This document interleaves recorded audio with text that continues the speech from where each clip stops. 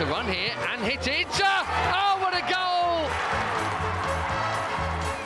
Balti caught that very nicely. Oh, a lovely turn from Frida Marnham. Lovely goal. James still going. Oh, that's a superb goal.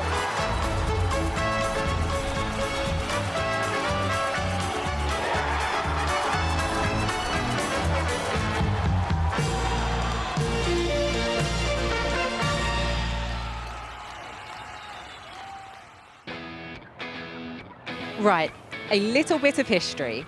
The year is 1993. The pitches are muddy and the shirts big. Arsenal ladies are winning their first FA Cup.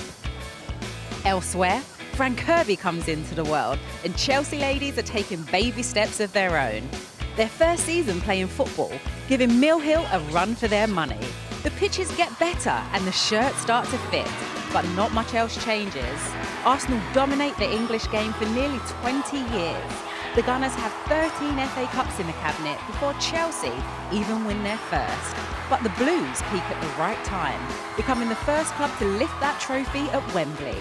Arsenal are over the moon under the arch the following year, but that's the last time to date they've won the Cup.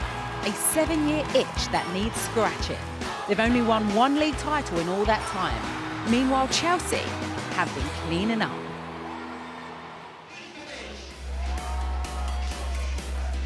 Yeah, it certainly was park life for women's football back in the 90s, but we have come a long way. These two often meet in the final, but they have synced their diaries for the last 16 this year. Both clubs, of course, aiming for the treble, but they also meet in the League Cup final next Sunday. But the Gunners have lost ground in the title race in recent weeks, with key injuries taking their toll. The balance of power seems to be tilting once again towards South-West London.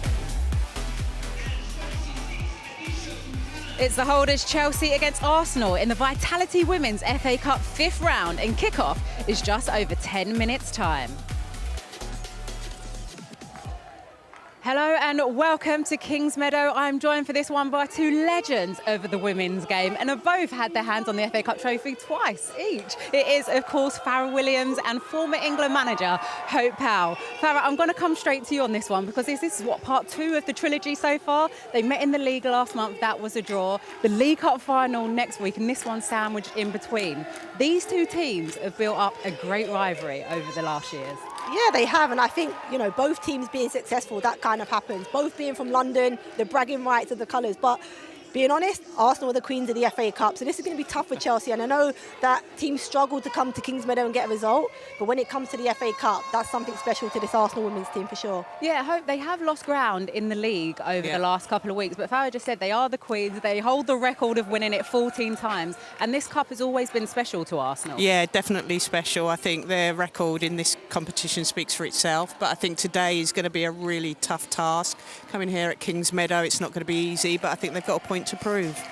Yeah, they really do have a point to prove. Well, we've got some ties already underway in the FA Cup at the moment, with Manchester United already winning against Durham. The score in that one is currently 4-0, with Alessia Russo and Leah Galton on the score sheet. Not long left to go in that one. Elsewhere, Manchester City are away at Bristol City, and Cardiff Ladies, who are the lowest ranked team left in from the 4th tier, are away at Lewes.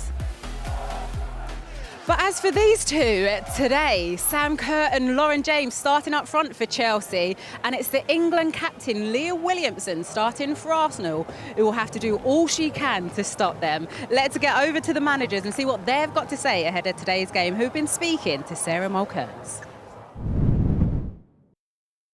Emma, one change to the team today since that team that won through to the Conti Cup finals. Talk us through the decision-making in that.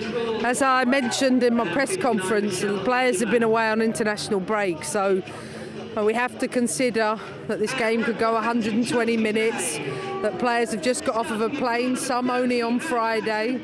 So we have to pick the freshest available team, but also a team that performed consistently well in the West Ham game, and no matter the team, it's always going to be a great side. How difficult has that made this week be? I'm used to it, and the team are used to it. I think this was The return date was exceptionally long.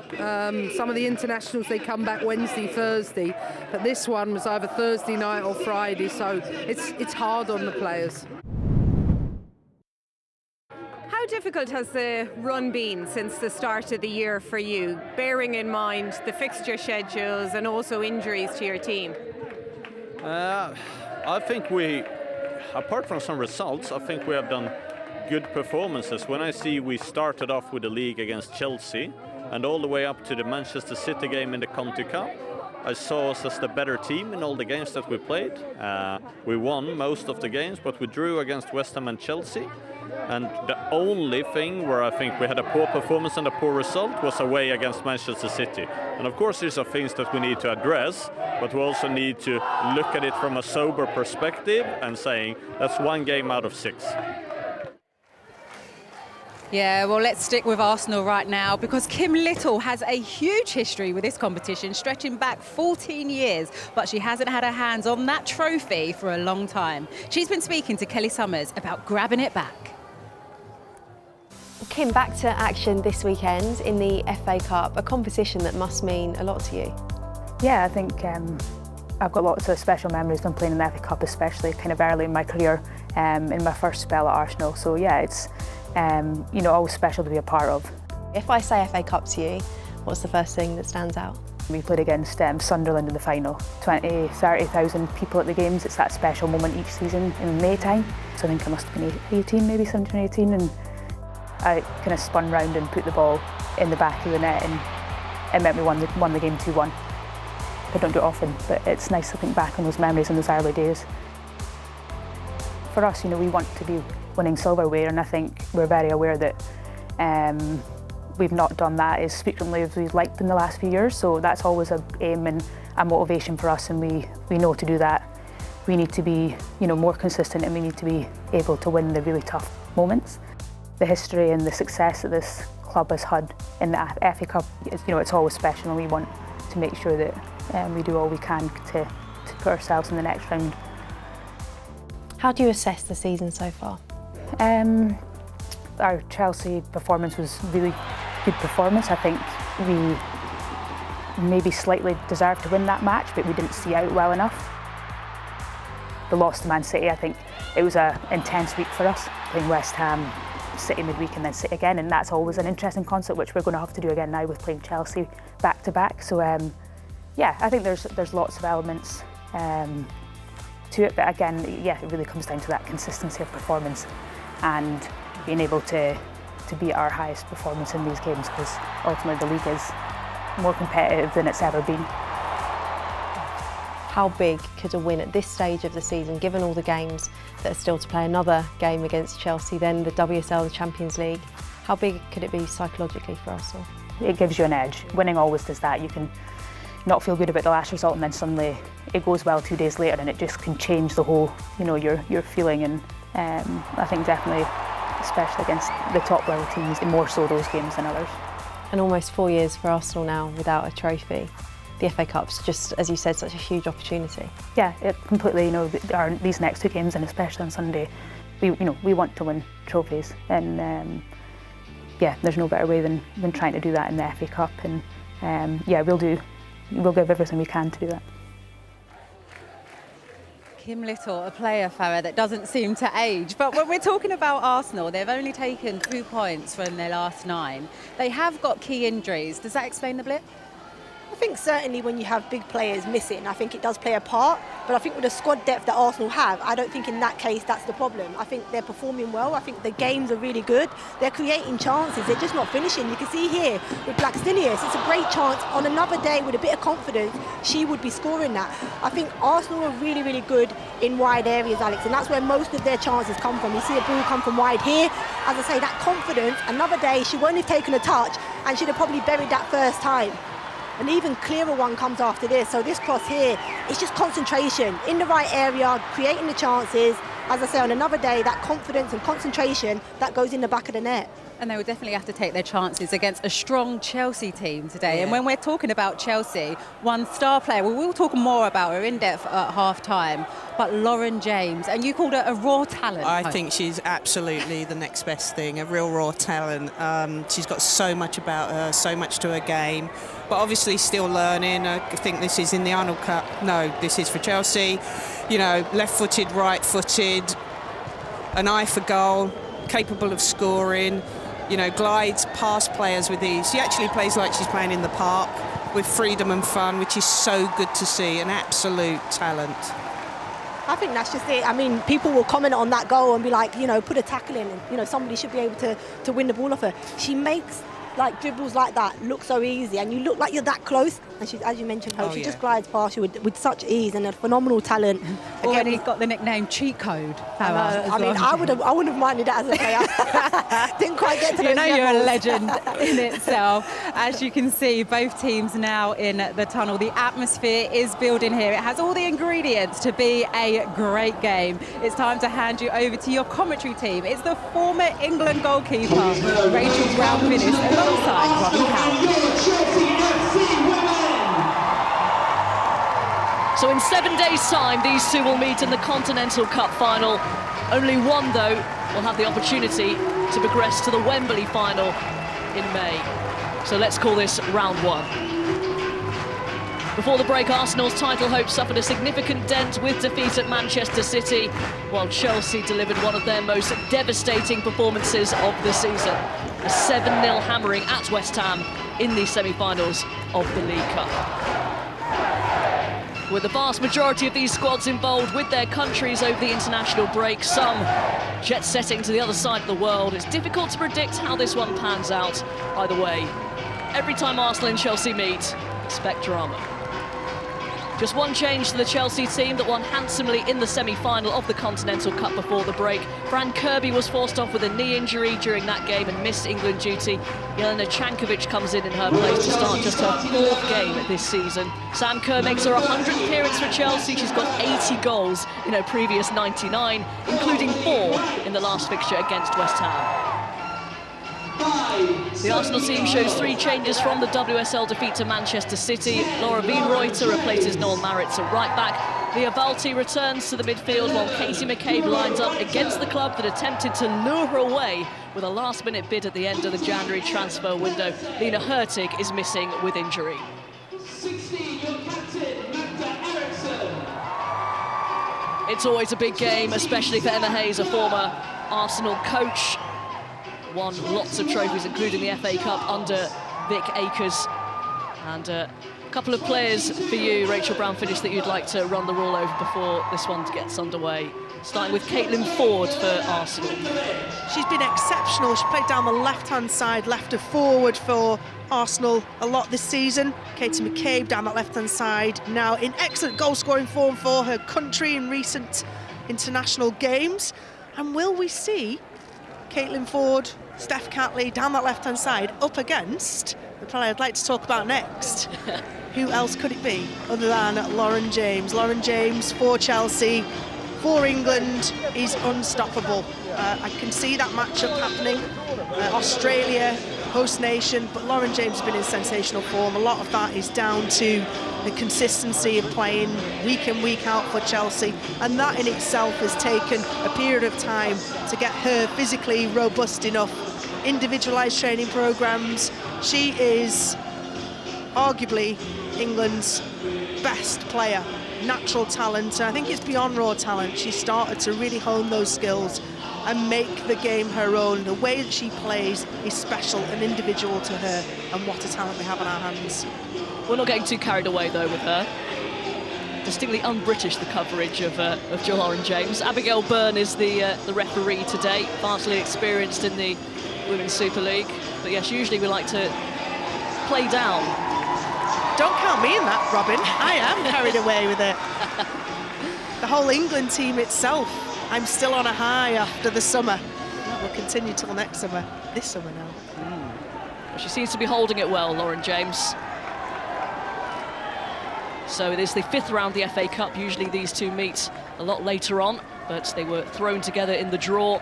So one of the big teams and one of the favourites you suspect will go out at a very early stage of the competition. Both teams take the knee, as they have done ahead of every domestic fixture this season.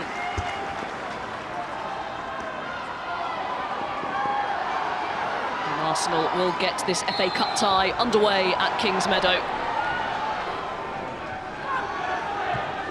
On current form, this should be a home win. But Arsenal perhaps have had some time to regroup, to refocus, to reflect on that. The devastating defeat to Manchester City last time out that has really put a blow to their title hopes.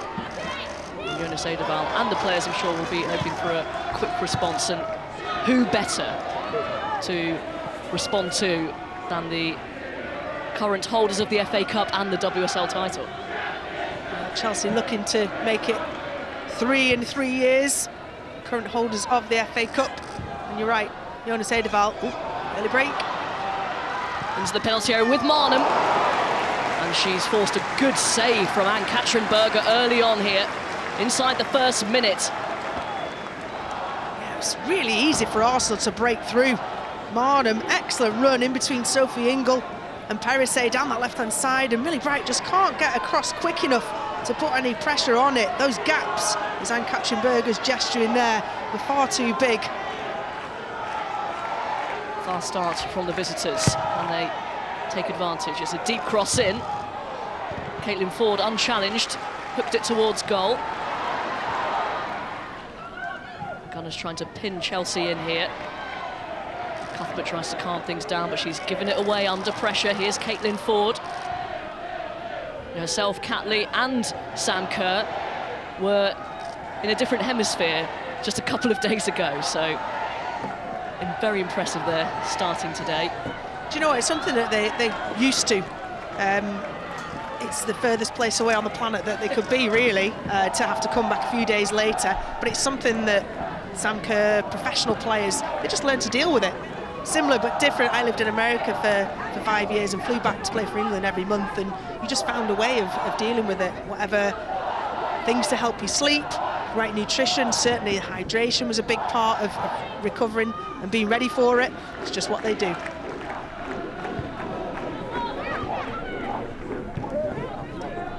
There's Lauren James shielding the ball as she does away from Balti. Finds Perisset. To Lauren James, player of the tournament at the Arnold Clark Cup, which England retained, scored her first international goal as well. First game against Korea Republic.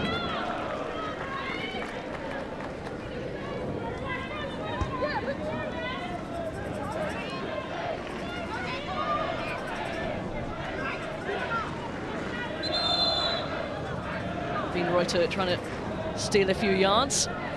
Has marched back.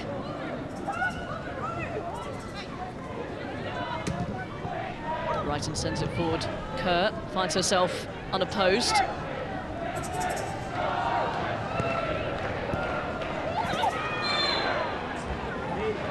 Foul from McCabe on Niamh Charles. There's a necessary one there from McCabe. Down this left-hand side in a tight area, Niamh Charles. McCabe just dangles a leg in, and Niamh Charles, the momentum she had. But this gives an opportunity for Erin Cuthbert or Guro Reiten from this favoured left-hand side to whip the ball in. Cuthbert sends it across to Cankovic. That's a decent-looking ball, and it's flicked towards goal by Eriksson, but off target. Chance for both sides now. I'm sure the target was Sam Kerr. It was about to land on Sam Kerr's head, actually, but Eriksson had made an excellent run. See here, decided to play it short. Lovely ball in from Jankovic, but you see Sam Kerr's right under the ball. Obviously doesn't make the call to Eriksson. Eriksson wouldn't have seen her. Eyes on the ball only, Eriksson. Those little mistakes, like giving away a free kick, Jonas Eidevall will want to ensure that his team doesn't fall foul of those, because Chelsea are one of the best. Concession of a corner, which Arsenal weren't expecting. Another clumsy error.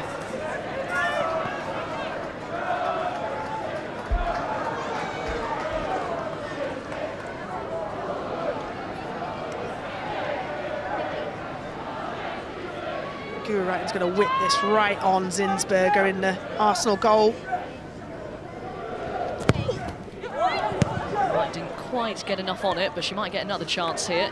Cleared by Marnham. Here is Guro Reiten to Lauren James.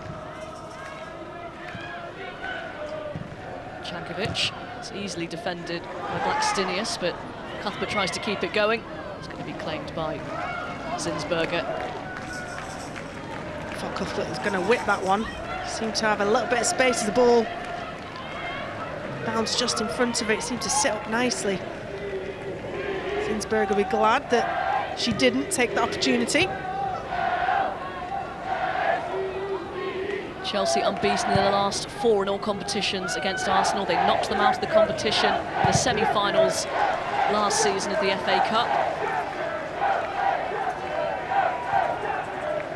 It was 1-1 at the Emirates this season, and they meet on the penultimate weekend of the WSL. A lot of football for both teams to be played before then, as it stands, before the end of today. In all 4 competitions, both of them. Not that any manager's complaining. Here they are. There were a few grumbles, weren't there, from Jonas Eidevall, particularly the scheduling of the games. Here is James onto Kerr, tried to pull it back. And Kim Little nearly lost the ball. It is cleared. Arsenal under pressure.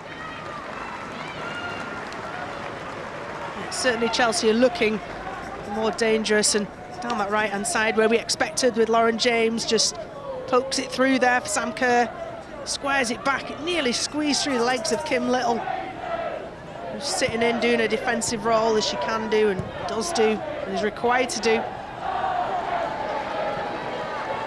But certainly Eidevall's had the bigger headaches, hasn't he, this season, losing Beth Mead, losing Vivian Miedemar, and that dip in form after Christmas. Both have been handed very, very difficult Champions League draws. Bayern Munich for Arsenal, Lyon for Chelsea. James Jankovic, that's a lovely delicate touch towards Cuthbert. Kim Little with the sliding challenge. Here's Reiten. Cuthbert back to goal, finds Ingle. And now Charles. Reiten, defended this time by Williamson. That's good play from Marnham, although she just ran into a few too many blue shirts. Excellent swarming from Chelsea. Erin Cuthbert, Jankovic and Ingle all swarmed her, dispossessed her.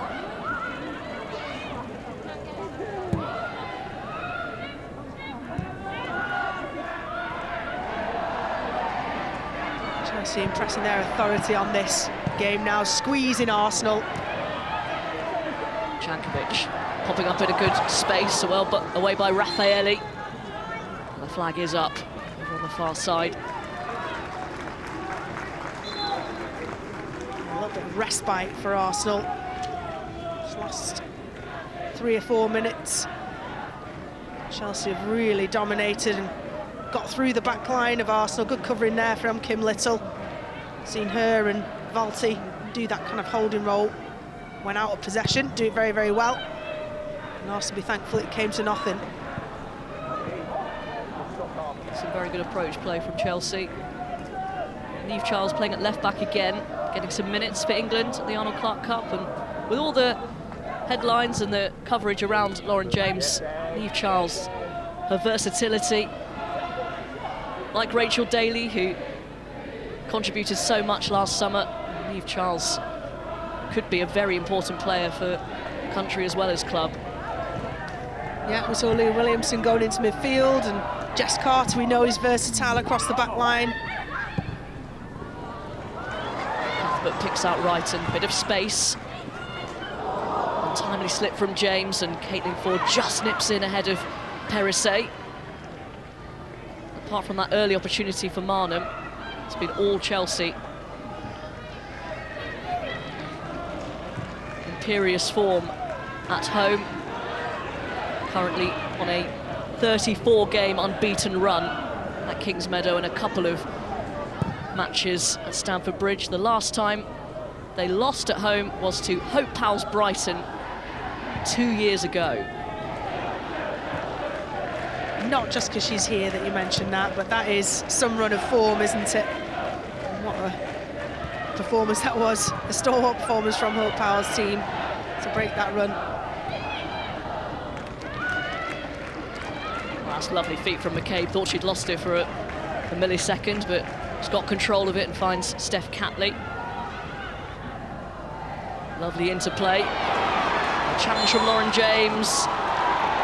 Has been given as a foul after a bit of thinking time.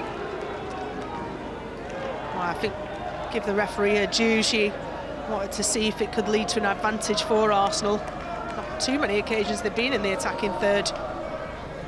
So I don't see too much wrong with the tackle from Lauren James, other than she didn't get the ball and went through the back of the player.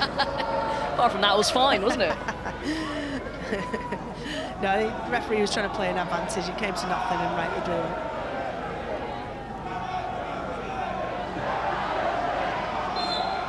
This is where their specialist set piece coach that's just been employed. It's causing a bit of confusion. It's cleared out towards the near side. Be picked up by McCabe. Valti. Sit back in, away by Millie Bright.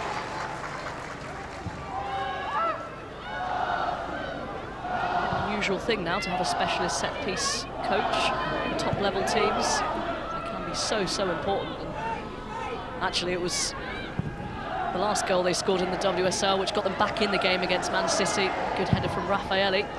Catley is going to fall here for McCabe. Sam Kerr in the nick of time, just as McCabe was about to pull the trigger.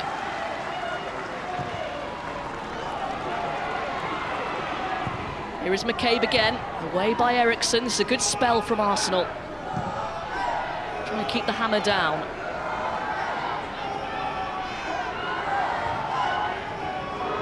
It's the levels that Chelsea expect. You know, if your main player, number 9, is back defending, last-ditch defending, you expect that from absolutely everyone, and you know, that ripples through the team.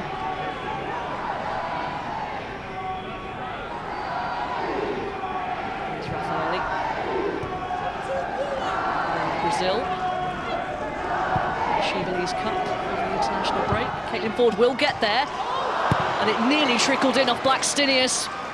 A last gasp clearance off the line from Niamh Charles, retreating in the right place at the right time to deny Arsenal. Well, at first glance, it looked a bit like a lack of communication between Ann-Katrin Berger and Niamh Charles, because Katrin Berger goes down as if to receive the ball, but then it goes through her, and Niamh Charles, I think, makes the interception so that it is cut out and away from danger, but there's a lapse of concentration or not being fully committed. Ann-Katrin Berger, you've seen that Musovic played in the WSL games before the international break, and Berger back in for this one. It might have even come off Magdalena Eriksson. Moment of worry for Chelsea. Another corner kick for Arsenal. Steph Catley over this one.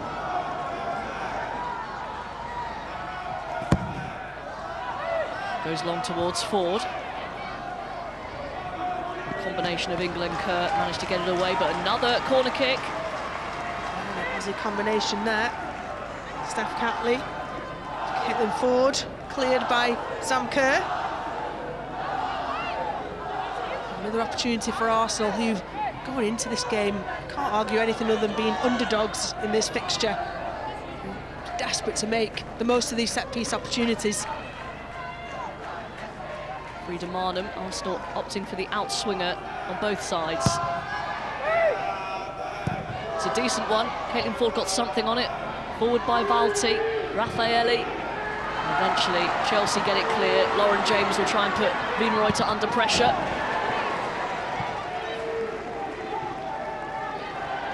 Good covering from Wienreuter there.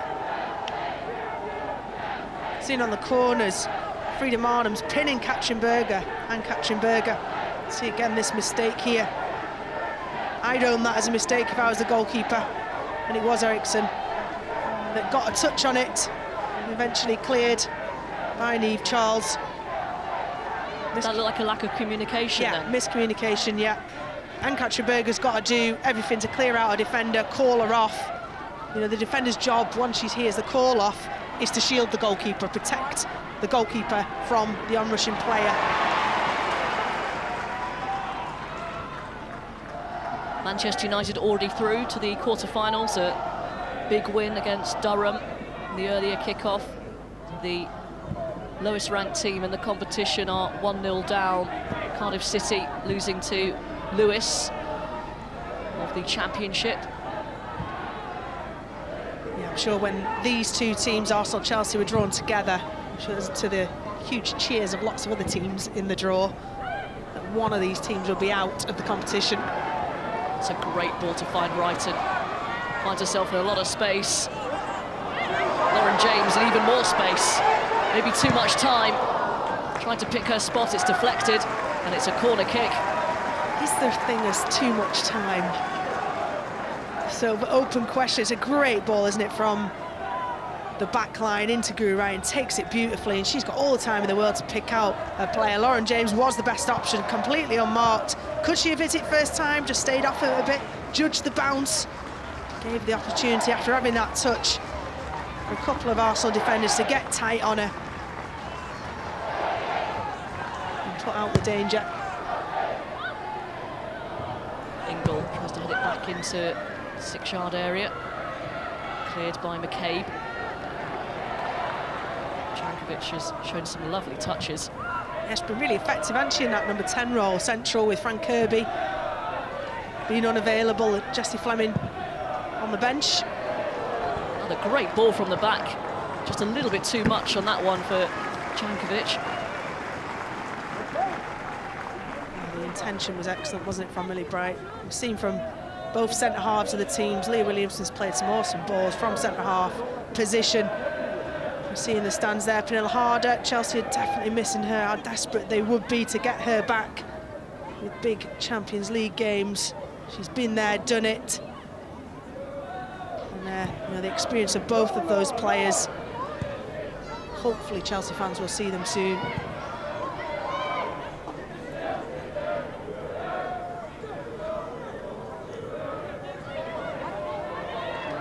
Assessing her options. Back to Zinsberger. Had the game of her life against City, but still came off the losing side. Oh, Bright's header to Blackstenius. What a chance! What a miss! Wow, that is a golden opportunity. Great ball through. It should never have got through. Blackstenius does so well to hold off Eriksson, so strong to be able to get goal side. You know, Eriksson's been in this game for such a long time, this league, to shoulder her off. We don't see too often.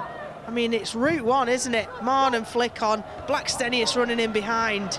And that's the opportunity of the game for either team.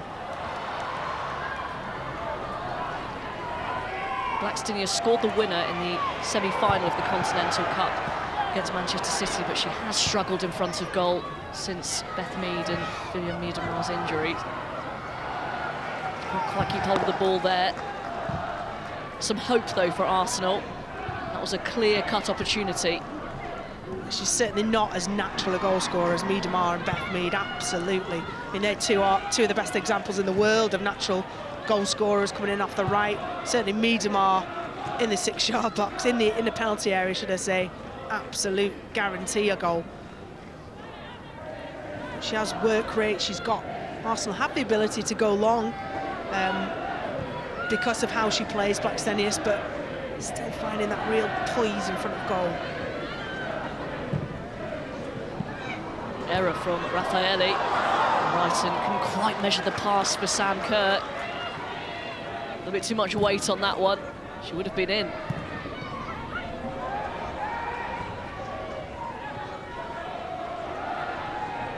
Katie McCabe's not been in the game at all. We often see her down the left as a attacking wing-back or forward player. She's playing on the right, but she's coming inside a lot, really central, and, you know, of course you want to condense that and make sure Chelsea can't play through. I'm not seeing her in an attacking sense Berger taking a chance, but Perisset left forward on the deck, and Chelsea have a 3-on-3. Kerr can't keep hold of it. Cankovic keeps it going. Lauren James starts one of her glides into Ingle. 1-0 Chelsea.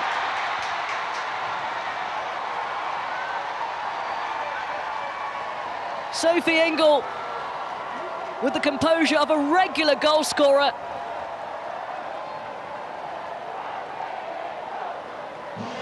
And the FA Cup holders have the lead. Well, it's 30 seconds earlier. Arsenal could have been 1-0 up. And there it is. If you don't take your chances, Chelsea will do this to you. It's one of what is becoming a trademark runs from Lauren James, as you said. The Lauren James glide across the pitch as if there are mannequins or cones in front of her, not moving bodies, trying to attack her. And she just creates that space to be able to lay it off beautifully. The weight of ball to Sophie Ingle, who unmarked with a little bit of time, nice tight touch, takes it onto her left foot. If I was in goal and Zinsberger, she'd be disappointed with that. Top-class international goalkeeper, she gets a good hand on it. A hand position on the ball doesn't enable a full palm on it and can't turn it around the post. She goes a little bit low and underneath and just deflects and tips over her hand. She'll be disappointed with that, but Chelsea with that killer blow. That's what they possess in abundance. Arsenal pass up their biggest chance. Sophie Ingles wasn't as big as that one, but she took it. Katie McCabe into Marnham. And now Cat Lee. I think that was an attempt at a cross, which didn't quite come off. Bethany cropped. Didn't quite come off. Jonas Eidevalen, Arsenal, as much as that was a brilliant finish from Sophie Ingle, she makes it look so easy. But it's this run inside, isn't it? Takes defenders with her. They don't know whether to go and press her or whether to hold off. It opens up the space for Sophie Ingle. Lauren James recognises that. And what an accomplished finish that was from Sophie Ingle. Signed a new contract until 2025, Sophie Ingle. It's been such a mainstay in this Chelsea team. Important player for Emma Hayes. Kerr finding Wrighton. And flick on straight to Kim Little. Well, I think Chelsea just haven't allowed to be in the game. Yeah, she's not. I mean, her job is to screen with Leah Volti, it seems. She's more in a more defensive role today. Marnham higher up. And with Katie McCabe and Ford coming a little bit narrower, that's to kind of condense that midfield and not let Chelsea play through the centre. We've got Guru Wrighton on the left and Lauren James on the right. It's in some ways playing into their hands.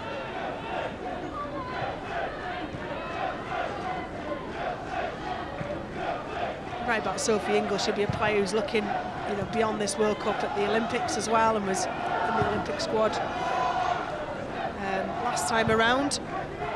But one who goes under the radar, I think, a little bit, but certainly not Emma Hayes' radar.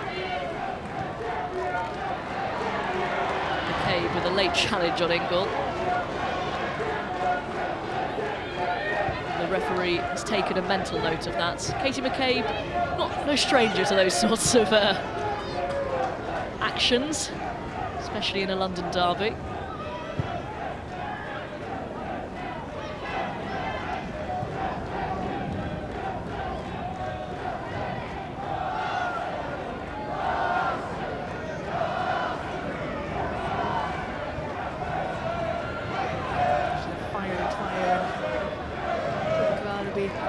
Looking forward to them and her going to the World Cup this summer.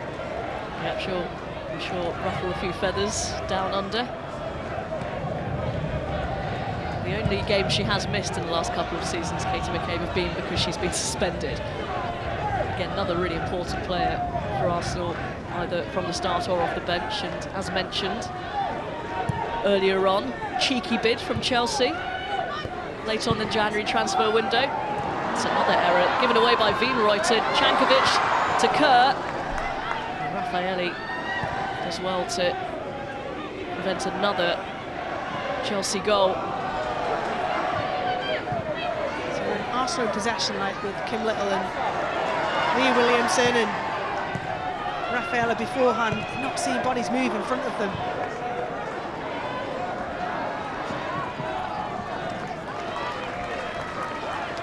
Yeah, Arsenal in possession at the back. If you're playing a short possession game from out of the back, you have to have movement in front of you. Otherwise, the likes of Gura Wrighton and Lauren James, Shankovic, are all going to be looking at pressing. I'm sure they would have seen the damage that Manchester City's front three did. Those situations. Wright sends it forward. Oh, it's an awkward one for Raffaelli. Little forced to make a hurried clearance.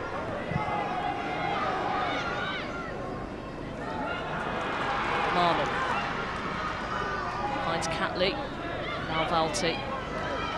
Beamreuter making her way up the flank. Here's Katie McCabe, pursued by Niamh Charles. Very much enjoying the physical battle there. It's a good little contest, isn't it, between those two. Katie McCabe does drift out. Niamh Charles got dragged in. She did the right thing to go and press the ball, not allow Katie McCabe to turn, gain possession. Certainly irritate Katie McCabe. See there, she was anticipating the contact and earns her team a free kick. Don't mind a bit of that.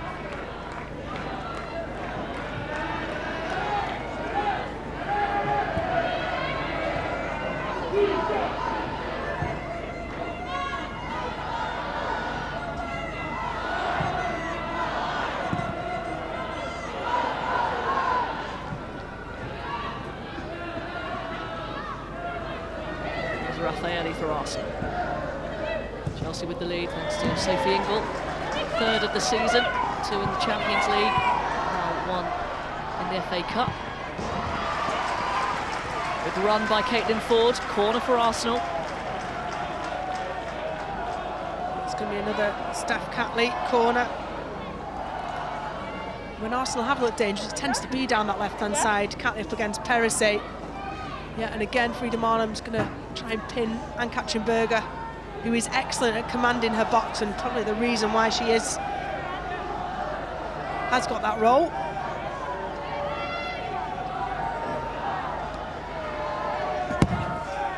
Catley with the outswinger once again. Berger came a long way, back in by McCabe. And Sam Kerr with a practice swing. She's saying she didn't actually hit it now, and it's should be a goal kick. Let's have a look. Well, if she purposely swung and missed, then I'm very impressed with her acting skills. See there. The corner is given. We will have VAR in the World Cup. That always makes things slightly muddier. It wouldn't have been used for that, right? Wouldn't have been used for a corner, thankfully. Imagine. I'd be there all day.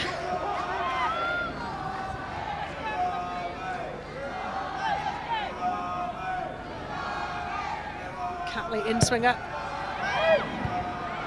Well defended by skipper Eriksson.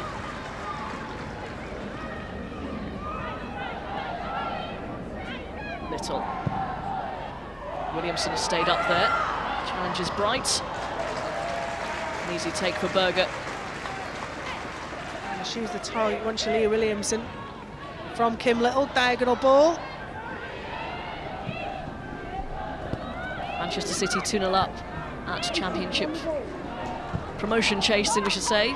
Bristol City. So no upsets as of yet. Night is still young.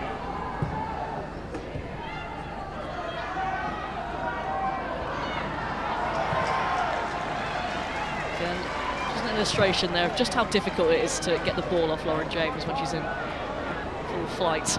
Charles.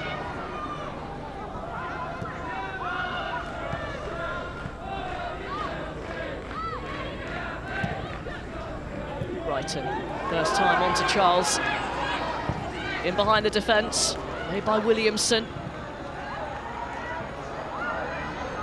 Caitlin Ford manages to spin away from the challenge of James. Plays in Blackstenius. Not too much in the way of support at the moment. Balls back to Ford, and Chelsea back in good number now.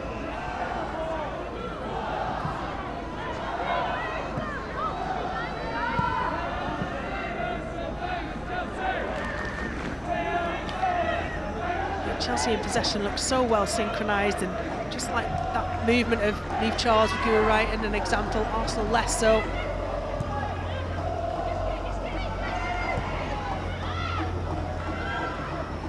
More disjointed in the build-up.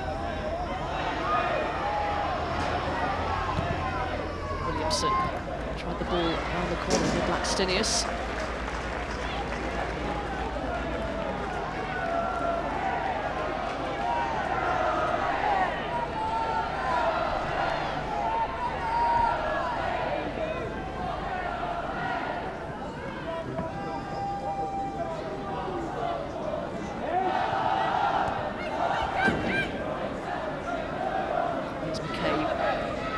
Will try and get something going here.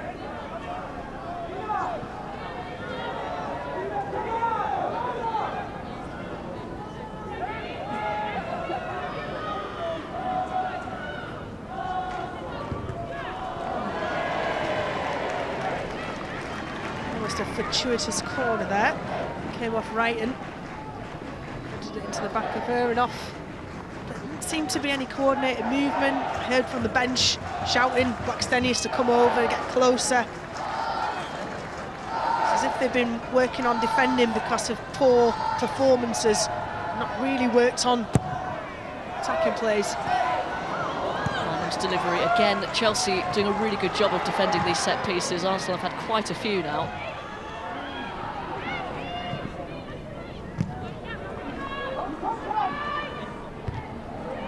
Fairley's header, and controlled by Marnham, the arm. See what's coming up on the BBC More FA Cup live football for you.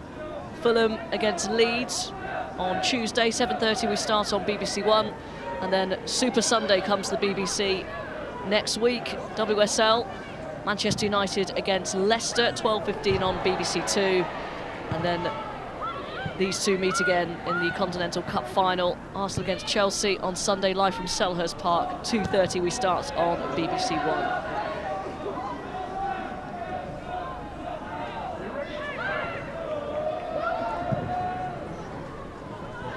Looking forward to that one next week. Even more sort of stinging it after one team will knock the other out from today.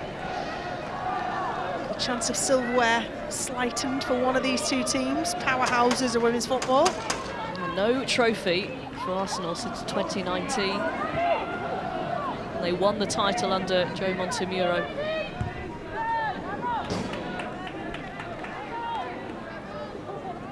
And for a club of Arsenal stature, not good enough, really.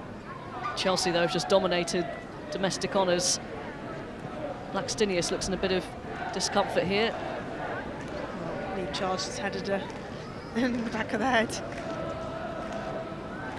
Both should be fine, as in they were both, it just looked quite painful rather than being any after effects. Part of the main reason for Chelsea's success over a sustained period of time is this woman here, Emma Hayes, has been outstanding, been pioneering the progression of women's football, and when I say that I mean on the pitch and very much so off the pitch. You tell me a story about Melanie Leupolz. Yeah, it was really good to hear that.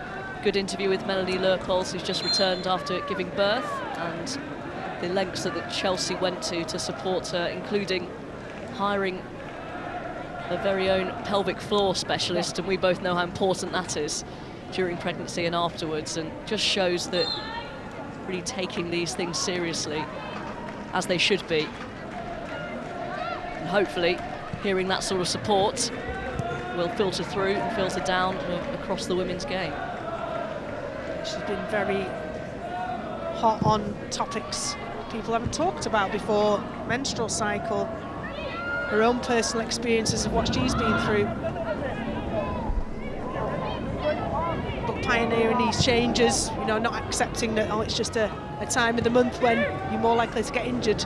Okay, well, let's look into how we can prevent these things. And so, yeah, she's constantly pushing the game forwards. No coincidence that's coincided with Chelsea's success as well. Absolutely. Always questioning the norms, the things we get used to, questioning, should they be pushed to another level?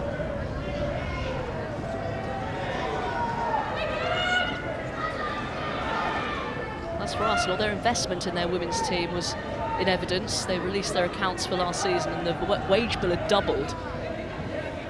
And just shows that they are being backed. Of course, that comes with its other issues perhaps down the line and for the competitiveness of the league, but you know, just shows that Arsenal hoping their women's team, pushing them and backing them financially at least for success. Yeah, and those players that you are backing, they're looking after, they need the best of the support around. Just as we were highlighting as to how Emma Hayes had implemented that, there's certainly far more backroom staff than players. That's because then they can give the very, very best support to the players, mental, physical, tactical capacity, every element where you can get a 1% gain or more. The best players have the best resources. That's not just finances. Vivianne Miedema progressing well from her ACL injury. He's accepted she won't make the World Cup. Beth Mead is still crossing her fingers. So are we, of course. Yeah, I like that mentality from Beth Mead. Not accepting that she's out. She's seen what Chloe Kelly did, Manchester City. ACL, borderline going to make it from a timescale point of view. I'll tell you what, if you don't have the lure of a World Cup and you accept that it's gone, the rehab is a lot harder. Ingle finds Charles. Chelsea on the move again. Charles finds Kurt. Difficult one to control. Didn't want to attempt a header at goal from that far out. Here's Caitlin Ford looking for options, and she's found Blackstenius. She's through here. Angle's a bit tight. She's got Marnham up ahead. It's Marnham! Another chance, passed up. Wow, that was close, wasn't it? You could see the option was on. A lovely ball through one. Caitlin Ford looks up. She sees that Blackstenius had got away, peeled off that left-hand side, and it exposes centrally. No player can get back. Oh, and it's just a toenail away, isn't it, from Marnham? Just a bit too much weight on the ball. Marnham slides, a tall frame, just cannot get on the end of it. But again, exposes that forward-thinking play from Chelsea. Just a few vulnerabilities coming to the fore now for Chelsea, but just lacking that ruthless edge.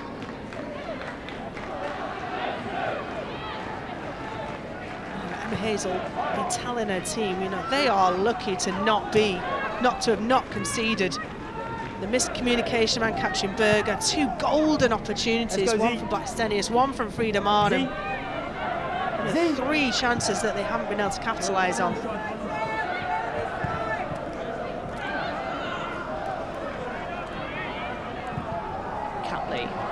Okay, manages to dig it out from the byline, away by Bright.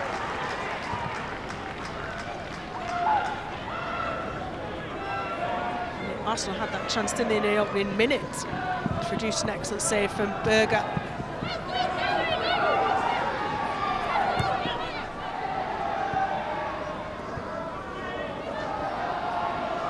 Bright with a drop of the shoulder to Cuthbert, picked up by Kurt.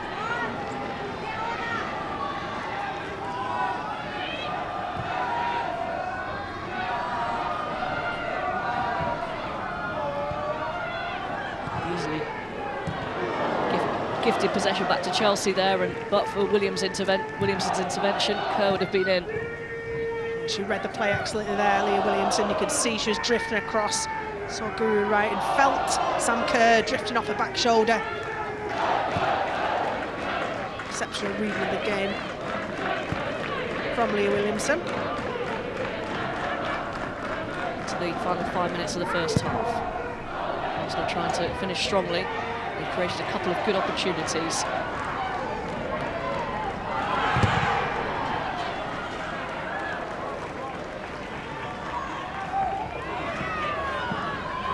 Here is Marnham. Heavy touch, out of play, goal kick, and here's Frida Marnham. She says had a couple of good opportunities. It looked like she'd got there. Yeah, it was just the weight of the ball from Blackstenius. There's just too much on it. And you see here, plays it and it skips up off the turf and gets away from Marnham. Really, it could have been easier to finish if she just slid it along the floor. I think Marnham would have finished it. Beth Mead, I'm sure, would have been saying she'd have finished that. Provider or on the end of it. Beth Mead's deadly, isn't she? That looked like a painful moment for Beth Mead. Living it from the stands. Oh, it's awful. I've been out with an ACL and sat on the sidelines watching your team, you know, absolutely desperate to get on there, but knowing you're months away from it. I'll tell you what, it does build resilience. Error by Balti. Sam Kerr. And a brilliant save from Zinsberger to deny Cankovic. Chelsea this time not taking advantage of a gilt-edged opportunity. Big let-off. Good reactions from Zinsberger. Chelsea look a bit exposed here. Oh, Caitlin Ford spinning away. Niamh Charles had a hold of her shirt. Play goes on. It's McCabe away by Berger and over the top from Caitlin Ford. Nodded away by Eriksson. Frantic end to this first half. Catley trying to keep things going. Play is stopped because Ann-Katrin Berger is down. But I'll tell you what, Niamh Charles, we're going to have to see what happens to her because she really took a chance there. She's holding a hamstring, Ann-Katrin Berger. If it's a collision, that's probably better. If she's pulled it, yeah, but you're right. Niamh Charles pulling back Catley there. Ford. She should be awarded a yellow card, absolutely, even though the referee let play go. What a save from Ann-Katrin Berger. The initial mistake from her when it fell to McCabe. She's the more natural of the goal scorers for me out of Marnham and Blackstenius. The other two to have had their chances, and they just couldn't put it in the back of the net. This one, what a let-off. Leah Balti giving away possession. Just couldn't quite get it out of her feet, could she? Cankovic produced an athletic save from from Zinsberger in the Arsenal goal. And I think it was that second save from Berger. She gets clattered into by Ford. Goalkeepers are brave, crazy, daft, whatever you want to call them, but that was a big save. So this shirt pull now borderline yellow. Could even have been a red card had Caitlin Ford made more of it. Perhaps Magdalena Eriksson covering may have saved her. Yeah, yellow for me. But here, mistake from Berger. See how she reacts to it excellently well. You do, in goalkeeper training, we do that all the time. First save, but what about the second save? Getting up really quickly to do that. Berger, she knows she's fumbled what could have been a relatively easy catch and collection. Gets straight back up and makes that brave save. Both goalkeepers called upon on numerous occasions, end to end in this last few minutes. This has been more reminiscent of the game at the Emirates, where Arsenal created a bucket load of chances and ended up drawing 1-1 with Chelsea.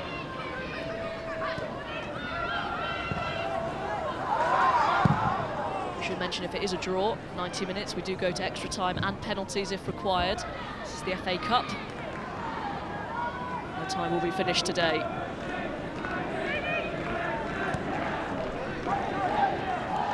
Lena Hurtig, who missed a couple in that game at the Emirates, and that was when you felt Arsenal were starting to miss the presence of Miedemar and Beth Mead.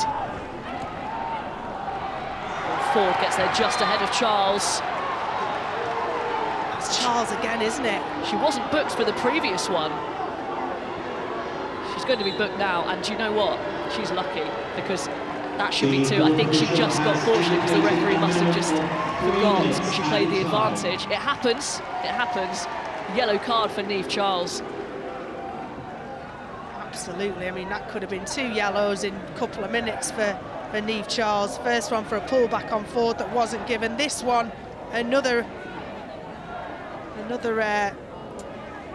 pullback, I think. Initially the contact, Niamh Charles on forward. Sorry, that was that one, wasn't it? It was the tackle for the second one on forward. And she spins away again from her. Late chance for Arsenal. Into stoppage time. Marnham floats it in. Wright's there first, and Cuthbert makes good distance on the clearance. Jankovic closes down Wienreuther. Towering header from Millie Bright there, excellent. And it's going to be on the head of Leah Williamson, just crept in behind her. She's flawless, isn't she, Millie Bright?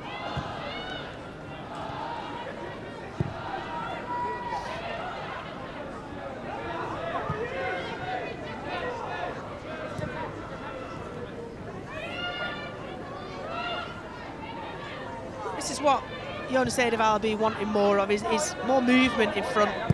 Talked about it earlier. I like how they've split a bit wider, Leah Williamson and Rafaela. But again, too easy for Chelsea to pinch possession from them, and there's no movement in front.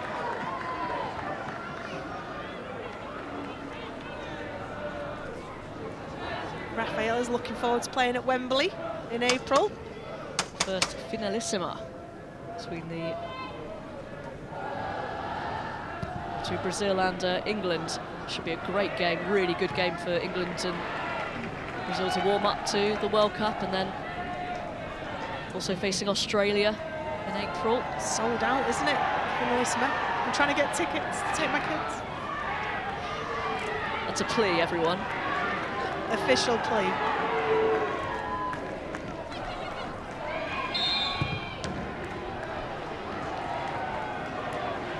Well, it's been an exciting first half, hasn't it? Both teams had numerous chances, showing their defensive vulnerabilities. Niamh Charles could have had 2 yellow cards, could have been off. How much will Eidevall be in the ear of Abigail Byrne, the referee, about that incident? I'm sure she's braced. Caitlin Ford prevented from getting the ball down the line by Charles. Reiter managing to work away from Wienreuther. Win a corner, but no time to take it. Entertaining game in this 5th round of the FA Cup. But at the moment, Chelsea on course to make the quarter-finals thanks to a strike from Sophie Ingle. Arsenal have had a good few chances themselves. Blackstenius and Marnham have passed them up. So still very much in this tie, Arsenal. Not sure you can ask for too much more, perhaps, Rachel, just maybe a little bit more concentration, perhaps. Well, a little bit more poise in front of goal. You know, when when Caitlin Ford came down this right-hand side up against Niamh Charles, she knows she's got the beating of her pace-wise, and Niamh Charles knows that too. That's when they look their most threatening. They've had chances, Arsenal, as you mentioned. They just have to have that sense of calm and composure in front of goal. Chelsea are always going to create chances. They are dangerous. But Arsenal have done a reasonable job in limiting them so far. Still anyone's tie, this one. Half-time at Kingsmeadow. It's the FA Cup holders who lead by 1-0. Thank you, Robin. Thank you, Rachel. A very entertaining first half with both teams, Farah, having chances. But obviously Chelsea go into the half-time 1-0 up. Yeah, both teams have had, you know, really good chances. I would say Arsenal have had the better of the chances in the first half, but it just haven't, we spoke about it before the game, they just haven't been able to finish these chances. Chelsea obviously got their goal against the run of play and going at the half 1-0. Yeah. Hope, I know you've been frustrated with some of Arsenal's movements, but they are still creating the chances. Yeah, creating the chances for sure, but as Farah said, I mean, the chances that they've created, perhaps they should have scored. Berger pulled off, to be fair, a fantastic save later on in the game, but they've had their chances. I think a bit more composure in front of goal. They're unlucky actually not to be ahead with the chances, but all to play for in the second half. Yeah, well, let's look at Chelsea's first goal, which actually, Farah, started from an Arsenal chance and Blackstenius first. Yeah, it did. We spoke about the confidence in front of goal, and you can see here from the chance. So it actually comes from, you know, a fantastic build from Arsenal. Great ball from Leah Williamson, and a chance that on another day, Blackstenius should and would normally finish. So she hits it over.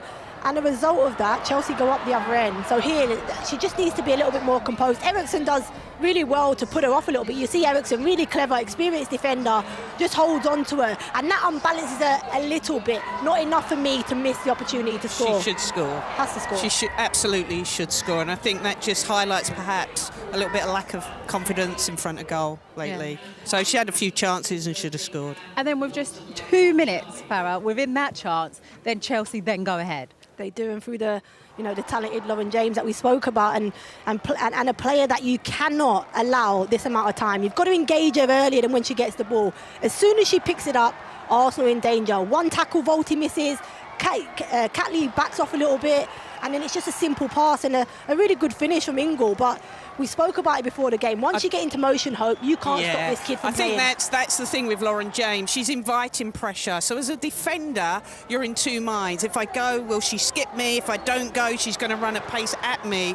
And that, from her, is really clever play. I would say a defender's nightmare, actually. Absolutely, but it's identical to the, you know, the Tottenham goal that Lauren herself scored the other week. Once she gets going and is in motion, she is very difficult to stop. Doesn't matter who you are. And it looks as if we highlighted there, defenders can maybe put pressure on. She wants that. Yeah. She wants you to come out and she'll just get past you. And I think the good thing, though, Hope, about that is the composure to find a pass. Yes. It's a brilliant pass because defenders started to come out. She has the composure in front of goal to set up her teammate. And it's an easy finish. You've got to apply pressure early. I mean, once she gets into her stride, if you can get there, once she gets into her stride, it's a problem. Well, you said that about the raw talent. Absolutely. But as a defender, I hope, just to elaborate on that, I suppose from my perspective, when you always used to coach me, it's about making a decision. I think the earlier you make that decision as a defender, the better.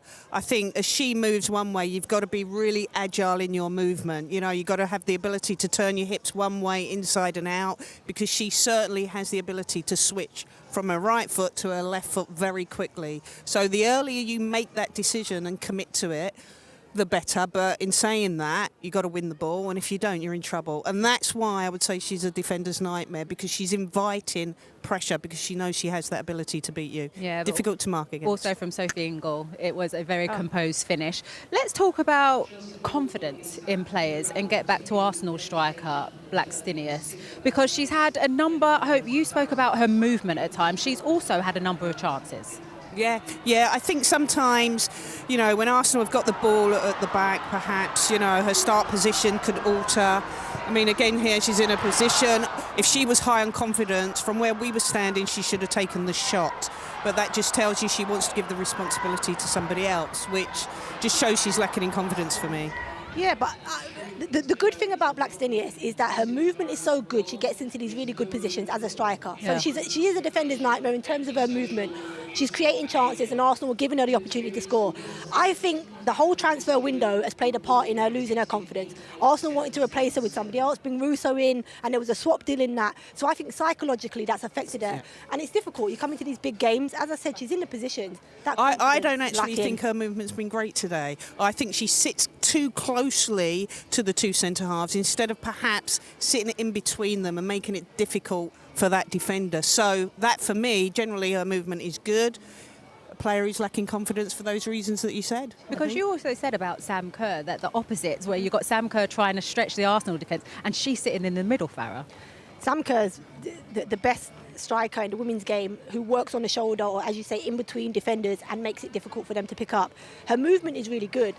The difficulty with this Chelsea team, they don't want to go long all the time. They don't want to play those passes. And I think if they did, they actually could affect this high line of Arsenal even more so than what they've done in the first half. Yeah, well, actually, let's stay on Chelsea, because, Hope, do you think they should have maybe potentially had a player sent off? Niamh Charles on a yellow card. But they wasn't into it beforehand. A rash challenge, perhaps. I think Caitlin Ford does really well there, rolls her. She comes in, chases her, pulls her down again, tries to pull her down, she gets away. I think this one, late again, I'm not sure it's a sending off. I think it's more clumsy than anything, badly timed. I think it looks really quite dangerous when you look at it again, but I'm not sure it was a sending off. A yellow card, I think, was a fair result. Give us a manager's perspective. If you're in the Arsenal dressing room, Hope, what would you be saying to that team? Finish your chances. You're in front of goal, the goal's there. You've got to take your chances, because in games like this, they're few and far between. They're playing against top quality defenders. You've got to take the chances, and Arsenal have had the opportunity. And I think for Chelsea, give the ball to Lauren James, let her, run at defenders, and then everybody else work off her. OK, well, talking about taking chances, let's look at some of the other games that have already happened in the FA Cup. Manchester United, that game is finished, and they're the first through to the next round of the FA Cup. 5-0 win against Durham. And as you can see, Manchester City 4-0 up at a half-time against Bristol City. Bunny Shaw already having a hat-trick there. And the biggest one, actually, result on there at the moment is Lewis, a 2-1 up against Cardiff City Ladies. Remember, Lewis are the lowest-ranked team left in the competition. But meanwhile, over on the iPlayer, you can find this.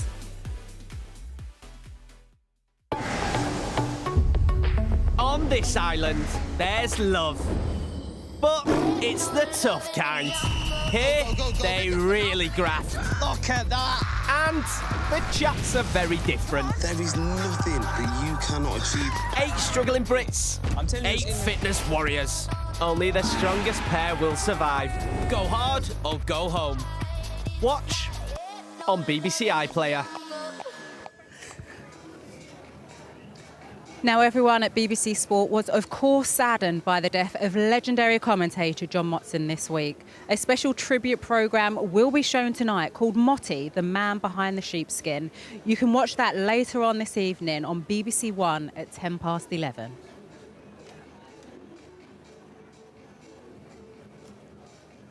OK, I'm delighted to be joined right now by another legend of the women's game, Gilly Flaherty, who, actually, you've had your hand on this trophy 7 times, 14 trophies overall in your career. Talk us through what you've been doing since your retirement. Oh, I'm enjoying a couple of lay-ins. And just spending time with the family. I'm not missing training out in the cold either. So I've just been going in the warmth in the gym. But it's just been nice to have a bit of a downtime as well. Okay, you retired mid-season. Talk us through that decision. Yeah, so in November I'd made the decision that I wanted to retire at the end of the season anyway. Told mum and told dad. And then unfortunately, beginning of December, my dad passed away suddenly. No illness. Passed away with like a stroke, hemorrhage. So then obviously come home, spent Christmas at home with the family, and I just had really bad anxiety whenever it come to coming back to playing football. And I knew in my gut that it was a decision I needed to make, and I just brought it forward a few months, but I just wanted to be back with the family. And we all know your dad, who was at every single game. I remember him shouting from the sidelines at Borden Wood. When you think about and you look back throughout your career, Gilly, what were some of those highlights for you? Oh, obviously the FA Cup, I love it. I had good times with Arsenal and Chelsea there. And then obviously with West Ham as well, getting to the final against Man City. But there's lots of it. Obviously, winning the WSL, the first one. Obviously this one, Bristol. That's me and you, Al. Look, looking good there. We had to put that one in, Gilly. But yeah, I think it was just I got to play with so many players. Obviously, I was involved with England too. But I'm just fortunate that I had not just such a great career in regards to trophies and that, but I made so many friends along the way as well. And that's a special one, lifting that trophy at Wembley. Yeah, they're obviously the first one for Chelsea as well. It wasn't the greatest final when you was watching it. Notts County was a pretty boring FA Cup final, but we got the win and that was the main thing. But a lot of special moments along the way. Gilly, you knew you was going to retire at the end of the season, so you must have had plans in what you wanted to do in your transition. That comes 6 months earlier. Have you thought about that or brought your plans forward? Yeah, so obviously I'm looking to get on my A licence this year, which is... Be a coach? Well, I don't know actually. If it means my career is going to come quicker, then no. But yeah, I'd like to go into that side of it. Obviously just doing the media stuff, done some co-commentary work, But yeah, it's nice to just enjoy time with the family now and then. I'm not looking. I'm looking forward to not having a pre-season. That's for sure, definitely. That's what I don't miss. It wasn't your favourite part then, Gilly, though? Yeah, no, it wasn't. The favourite part was September. That we don't like running. Just had to tell everyone at home. Yeah, you loved it. In terms of today's game, how do you analyse this one then?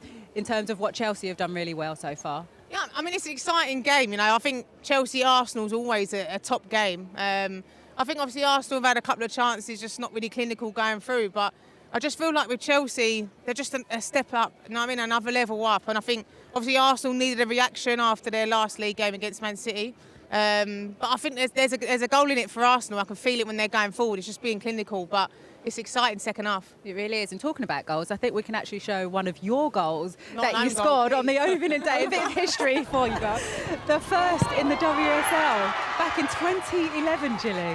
Talk us through that moment. Well, do you know what the funny thing is, right? Is when this went in, like I weren't paying no attention at the back post, and it just fell to me, and I just thought, I completely switched off. But the funny thing was, is at the end of the game, I went in and I saw my mum and dad, and I was like, oh my God, did you see my goal? And then my mum was like, I thought Ellen White scored. No, Mum, I ain't missing that. It's lucky the cameras were there to keep it, though. No, but when we talk about, let's talk about the bigger picture for women's football and where the game is now. And you're seeing stars like Lauren James coming up and what it means to actually the home crowd here today. And the fans. It's incredible, like even the amount of fans in. I've been fortunate enough to come and watch Chelsea a few times over the last few seasons, and they just sell out all the time. And it's such a great atmosphere. We're sitting right next to where all the fans are singing as well, and they've got songs for every player. And Gilly, I was going to ask, have you got a seat? Because we're struggling to get one here. I'm in the director's box over there. It's all right for some, isn't it? As you can see, Emma Hayes, one of your former managers, coming out across the pitch. Talk to us about Emma and what the impact she had on your career. She's had a huge impact. And I think with Emma, like I said in an interview recently, she pushed me to go to places that I weren't particularly comfortable with, but she done it to make me a better player and a better person, and I've got a lot to owe Emma for. Okay, Gilly, thank you for taking the time away from the director's box and coming down here to join us. Good luck with everything that's next. And if you're just joining us on BBC Two for the Women's FA Cup 5th round tie, this is what you've missed from the first half. Every time Arsenal and Chelsea meet, expect drama. One of the big teams will go out. Marnham, fast start from the visitors. What a chance! 1-0 Chelsea. You don't take your chances. Chelsea will do this to you. It's Marnham. Just a toenail away. It's McCabe. And over the top from Caitlin Ford. Arsenal very much in this tie. Hope, you said to me during the first half, for you, Arsenal seemed a bit flat, so do you need more tempo from them in this half? Yeah, I think Kim Little needs to be a bit more involved, raise the tempo of the team. They do look a bit flat in their approach, being a goal down, move the ball a bit quicker, energise the game, try and put Chelsea a bit on the back foot. I think they have to take confidence from their first half performance. I think, as I mentioned, creating chances against a very good Chelsea team is the hardest part. Now they've just got to finish them, be a bit more composed in front of goal. I think if they get one goal back in this game, this could be problems for Chelsea. Well, it's Chelsea that are in control at the moment. It's 1-0 to them. Let's get you back to our commentary team of Rachel Brown-Finnis, who's alongside Robin Cowan. Thank you, Alex. Still very much all to play for. Great to see Gilly Flaherty, former Arsenal and Chelsea player, slumming it. Sounds like she's having a lovely time in her retirement. Well deserved.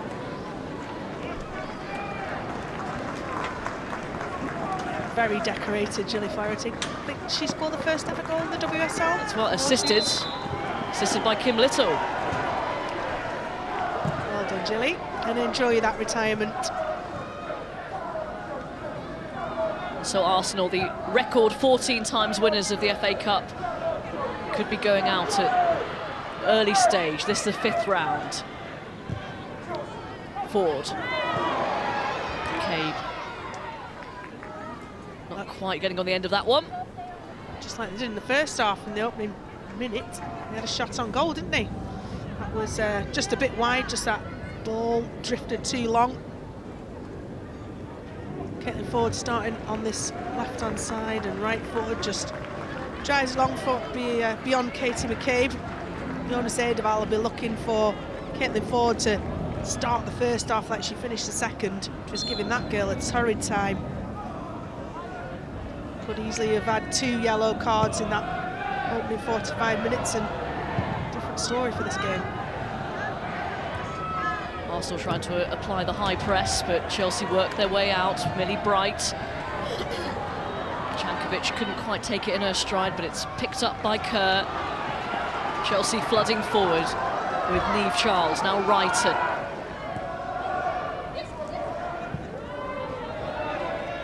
Chelsea haven't lost an FA Cup tie since a semi-final defeat to Everton in 2020. That's 11 games without a loss in this competition. Raffaelli.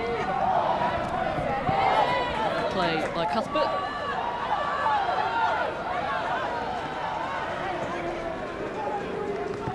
Arsenal put an excellent test up against Chelsea so far. This first half was really entertaining, ended up being quite open at times. Arsenal's backline being a little bit deep, giving opportunity for Alex Lauren James and Jankovic to gain possession in front of goal. Chelsea's backline played in behind because they're a lot higher. Marden onto McCabe. Here's Blackstenius. Flag has gone up. I think it was the Swedish international Stina Blackstenius who was offside. McCabe didn't want to take the shot on. She was being closed down fairly quickly. Initially didn't want too much in it from the offside decision, but it is the right decision. Katie McCabe trying to loop it through. It's an offside position when the ball was played in the direction of her, even though it got a deflection. Still offside, but good covering, sliding tackle from Eriksson.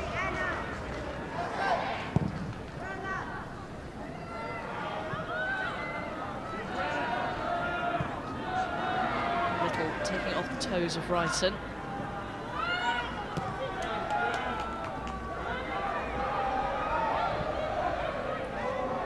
Raffaelli's been an exciting player to have in the Women's Super League.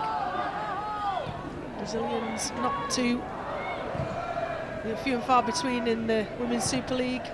It'd be wonderful for her teammates to be welcome to Wembley in April for that big game. I think everyone is looking forward to seeing Marta. Perhaps what shade of lipstick she'll be wearing. That's really, and just still, what an incredible player. Back after a pretty serious knee injury, the She Believes Cup still going. Just an incredible icon of the game.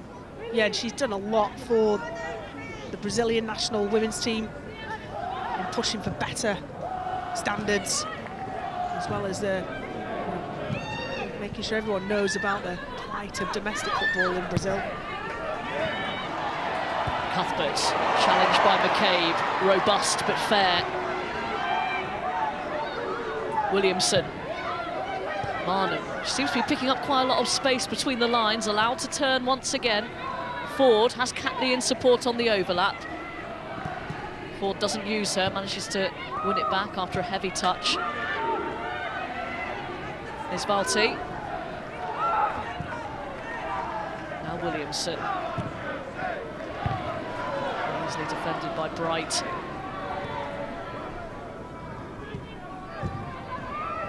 That's a lot better in possession, don't they? Finding those gaps through to the likes of Marnham.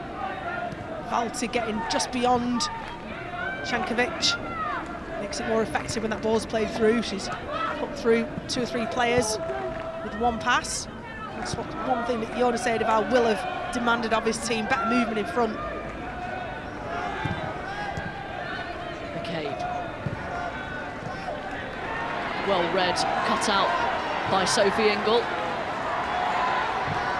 Wrighton down the line for Sam Kerr. Interception by Williamson. Suspicion of offside, but Williamson had to cut that one out. A head-to-head that may well happen in the World Cup, all being fit and well with players. Leah Williamson up against Sam Kerr.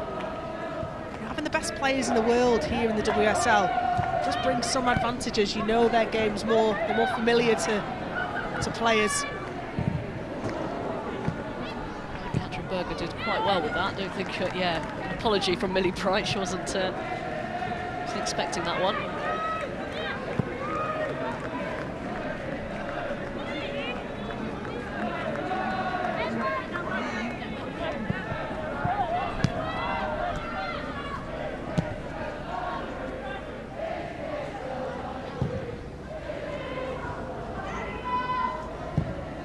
Williamson sends it forward towards Kim Little. She's won that.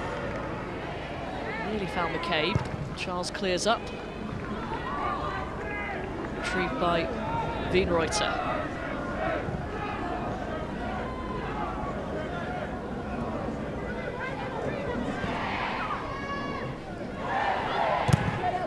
Catley well challenged by James.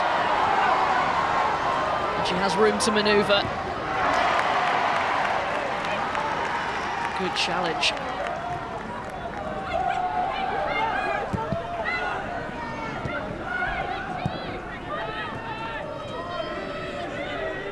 Excellent covering defending from Valti. All brought down when Raffaella had possession of the ball and didn't play it through to Marnham. Marnham had found another of those runs between the midfield and the defensive lines of Chelsea. The ball was on, but she was then dispossessed, and Chelsea and Lauren James were quick on the break.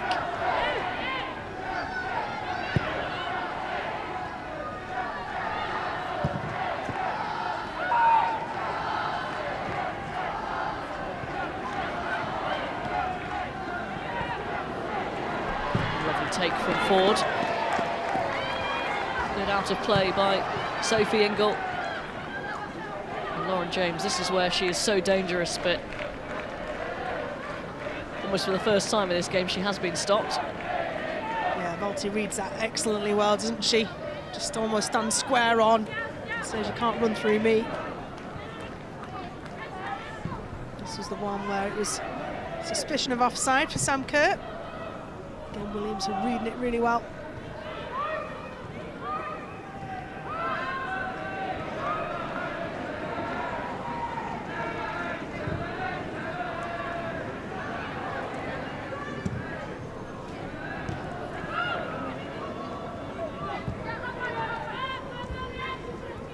Arsenal haven't won the FA Cup since 2016, where they beat Chelsea at Wembley. Memorable goal from Danielle Carter. Ford. Lovely turn away from James. Marnham manages to work it to Catley. Blackstones couldn't quite get across Eriksson. Arsenal finding space a little bit further up the pitch. Ford curls it towards goal. Much better from Arsenal. They're playing closer together. You can see playing in triangles. There was so many times the ball was played forwards and isolated. Either Caitlin Ford or Blackstenius were isolated in the first half. Much better movement from the midfield to get on the ball. Kim Little's playing a more advanced role as well. Leah Valti on her own, sitting in to deal with Cankovic.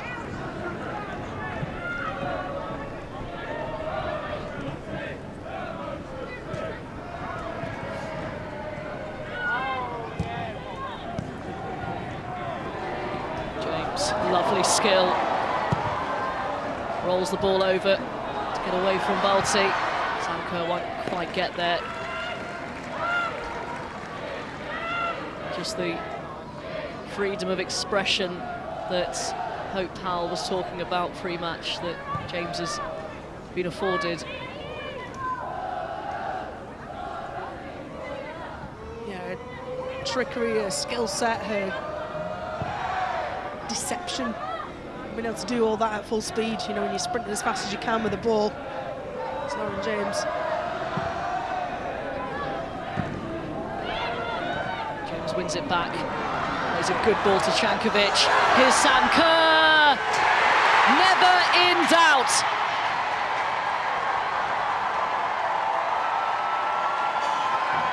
She's barely had a sniff at goal. She is deadly, and she has put Chelsea 2 goals up here.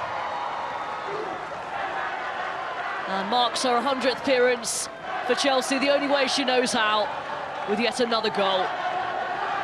And that's the difference, isn't it? Chelsea have an out-and-out goal scorer, one who's confident, who just needs that one touch, who has the poise and the presence and the calmness in that 6-yard area where you've got a second to think, to compose yourself. She sees the goalkeeper going down, she lifts it over. As you said, Robin, it was never in doubt when Sam Kerr was on the end of a beautifully weighted ball. There was only going to be one outcome, the inevitability of a 2-goal lead for Chelsea. I think the aspect of that will please Emma Hayes perhaps the most is Lauren James winning it back high up, playing the easy ball, and then from then on it was just simple. Cankovic slipping it through for Kerr. Now Arsenal really have it all to do.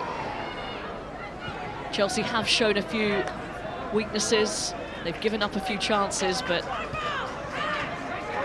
she said it quite a few times, Emma Hayes, about her side, mentality monsters. That is why they've been so successful, especially in domestic competition. Yeah, but you look at Champions League and she'll have reminded them, you know, will remind them after this game, you give Lyon, who they've got next to the Champions League, opportunities like Arsenal had, and they would have taken every single one of those.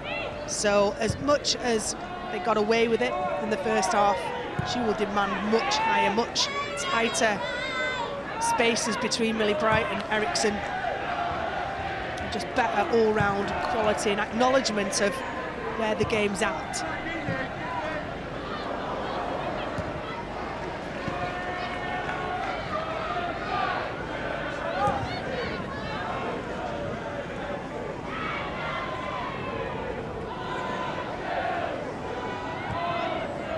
Again, all of this just adds a little bit of extra spice to next weekend. They meet again in the Continental Cup final.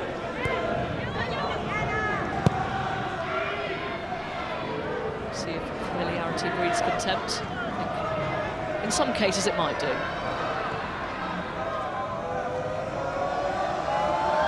When you play each other this many times in quick succession, it must be quite difficult actually for the managers to produce something surprising, although perhaps they feel like they don't need to. Well, I think the availability of players won't change much between, you know, this game and the next. If it does, then, you know, that can be kind of like your wild card or your ace that the other opposition manager might not have prepared for. But other than that, it is what it is. It's these starting 11 against, you know, each other again next week.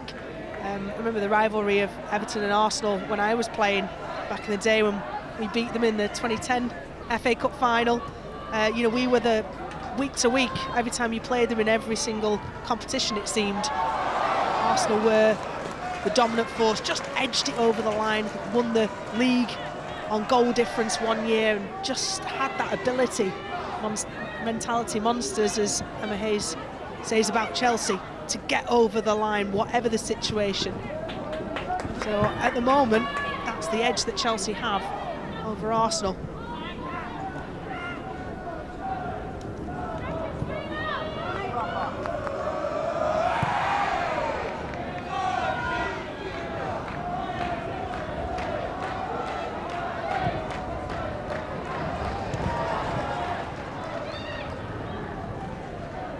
Cankovic does well.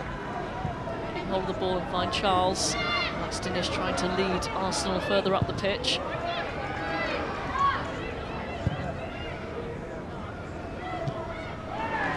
A delightful touch from Cankovic, but Brighton can't keep it in.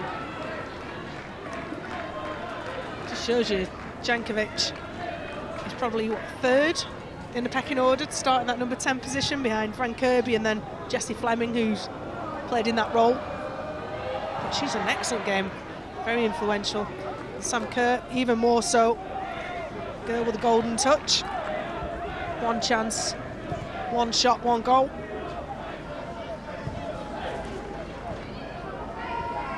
It's 5 in 11 appearances against Arsenal now, Sam Kerr. She'll get another opportunity next weekend. Forward, onto Valti. precision on the pass, not quite there. She hasn't been fit enough to start the last few games, and you can see heavy strapping on her right thigh, perhaps not 100%, that would suggest. Yeah, I think he's they're dipping into the reserves. Jonas Eidevall and Arsenal. Both Miedemar and Mead injured within, a relatively short spell of each other. Down that end of the pitch, they were reduced.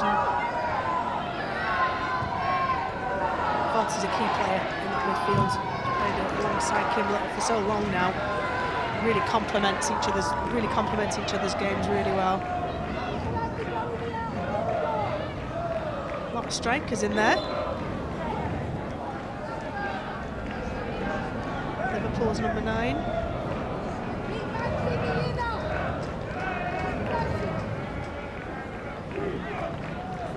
Zinsberger down for some treatment. Mead and Miedemar, their absence keeps getting brought up. I'm sure they're sick of hearing about it now, but when you lose 2 regular starters... Well, for the whole season as well. Yeah, not just for a few weeks. The whole season is going to affect you. Absolutely, and Hurtig went away on camp, but quickly was sent home, not able to play in her national team's games at all. So came home, and so another kind of another player in that attacking role that was depleted, and both the national team of the Netherlands as well as Arsenal rue the loss of the mighty Miedemar. Someone might maybe get her something better to lean her leg on there. Yeah, well, I've just had knee surgery a few weeks ago, maybe not quite an ACL reconstruction, but it's not great, it's not fun, it's a little bit depressing. And certainly that elevation, keeping your leg up, however that may be, in the back of a plastic chair or... That's precious. It's probably worth quite a lot for Arsenal. Yeah, definitely a lot more than mine. You're right.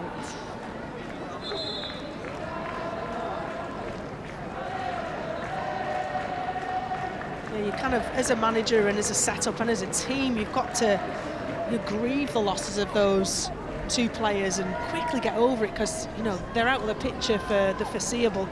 I said for this season, should definitely quickly get your mind on what you have got and what you can do and who you can use. You've got some of the biggest games of the campaign coming out, knockout games in the Champions League and League Cup final. Still looking to win the Women's Super League. Still for at least another half hour in this FA Cup as well. Keep an eye on Zinsberger. Kelly Marquise on the bench, but Zinsberger's been such a consistent performer for Arsenal.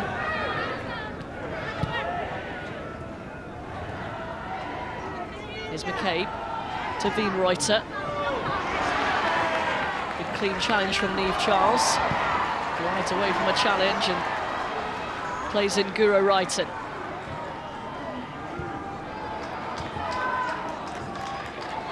Big win for Manchester City in the FA Cup, beating Bristol City by 5-1.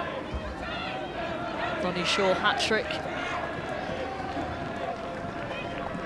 Lewis leading Cardiff City by 2-1, so still a chance for the lowest ranked team to get back into that one.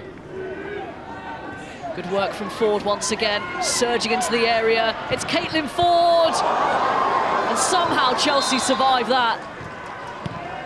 Flag is up.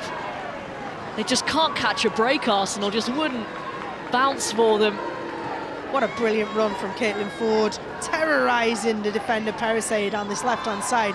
Cuts in to a point, and Berger's down because the ball actually ends up ricocheting off her own player and hitting her square in the face. See there, she spins Perisset, gets across her so she can't commit, otherwise it's a penalty. And the flag goes up for offside for Blackstenius in the middle. You can see the havoc that she causes by that direct run, really clever run. And eventually goes off of Eriksson's foot into the face of Berger, and goalkeepers will save them however they need to save them.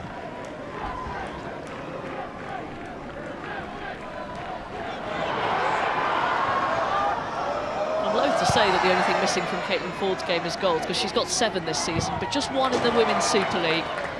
Seems like she's got absolutely everything, just needs that clinical touch, although we could apply that to quite a few of these Arsenal players. But she's been really tough to handle this afternoon, showing some fantastic touches and skill to get away from her markers. Yeah, Caitlin Ford taking that left-hand side role, and which does, for Katie McCabe playing on the right, allow her to cut in and, in effect, shoot from central area, which should be more dangerous. Just she's not, Katie McCabe, how much possession to be able to do that. She had a chance, didn't she, at the end of the first half. Not much other than that. Cuthbert delivers. Just over the head of Kurt.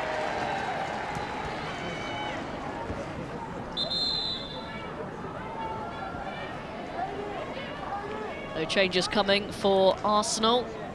Victoria Pelova getting ready to come on. Coming off the field, number 7, Steph Catley. Steph Catley making way. And she is being replaced by number 21, Victoria Pelova. Yeah, so Katie McCabe will go left and Pelova on the right. Prefer that, both players in a more natural position. Katie McCabe at left back, and won't hesitate to bomb forward and join in.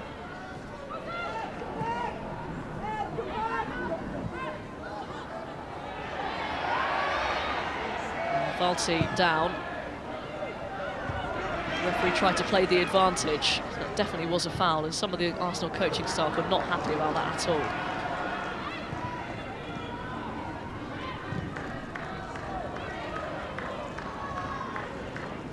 And Valti visibly limping now. Whether it's that last contact with Cuthbert or maybe strapping we see on the right leg. Certainly didn't help.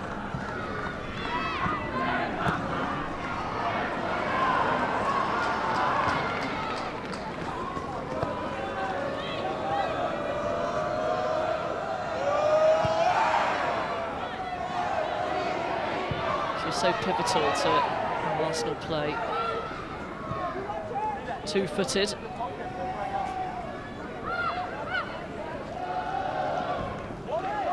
Monis Eidevall, hope she can shake that one off. Here's Raffaelli. Marnham again. Intelligent play. Here's Ford. Two very close by, she's done well to win a corner. Yeah, and it was excellent build-up, as you mentioned. Raffaelli in possession of the ball, finds that real precise pass to get to Frida Marnham. Again, it got between the lines in the midfield and the defensive lines of Chelsea. Got the ball spinned, laid the ball in for Caitlin Ford, who's been a persistent pest down this left. Here comes the corner. Raffaelli makes good contact. And wide from Pelova. She is the target from those set-piece situations. So good in the air. Yeah, and in the first half they didn't find her once, did they? Excellent header on target. Good shielding from Millie Bright. Didn't have the power or the exact direction, but it was certainly on target.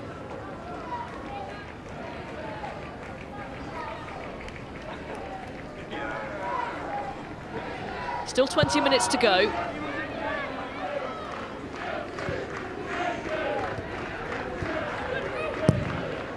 Arsenal could, should, however you wish to phrase it, have a couple of goals against Chelsea, the chances they've had. Kerr receives over the top.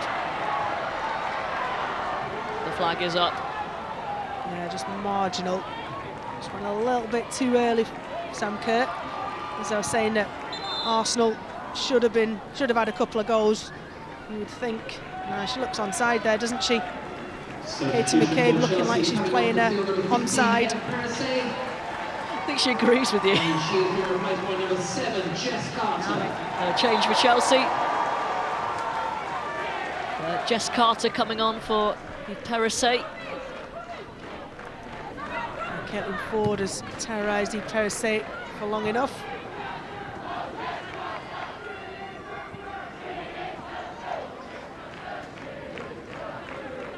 That's where Arsenal have looked the most dangerous, isn't it, down that left-hand side, and so Jess Carter there to deal with the speed and tenacity of Caitlin Ford.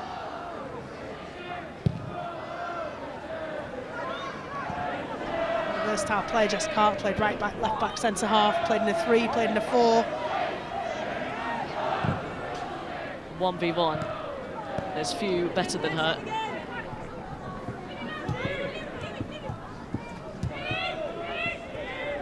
Ford. Falls back to Raffaelli.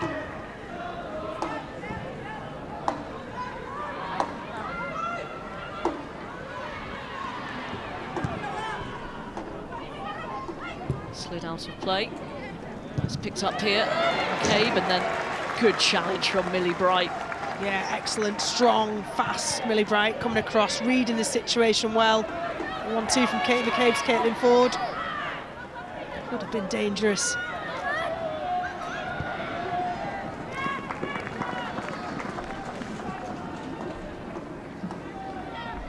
That's what Lauren James and Chelsea need to do now for this remaining 20 minutes. Be clever in possession, work hard out of possession, tight, no mistakes. Because if Arsenal get a goal that they'd feel that they'd justified, then, you know, that will lift their confidence. Great run by Raffaelli. Pelova, Wienreuter. Good build-up. Again, the end product lacking. Another opening for Arsenal. I'm sure. Oh, just needs to go across the goalkeeper, didn't she? Didn't. Wienreuter straight at Berger, gets a positioning spot on Berger. It's a relatively simple one for her.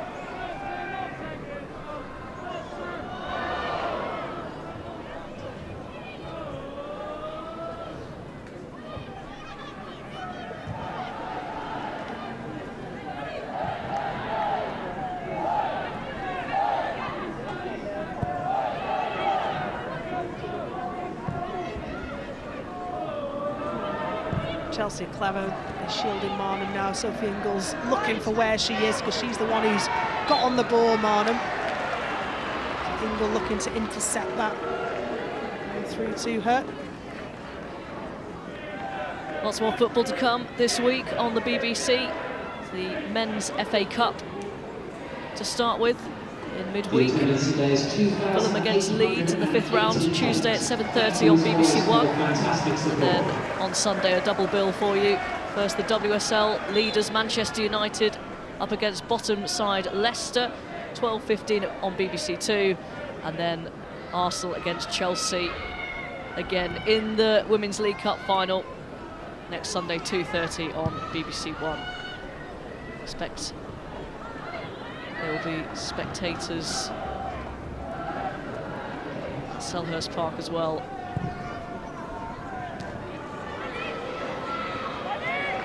To pick up a winner's medal in the civvies. Probably not a good idea to get the kit on when you've got your leg in a Who would do plaster. that? Jump on the bandwagon. I'm aware of where we are, so I'm not saying anything.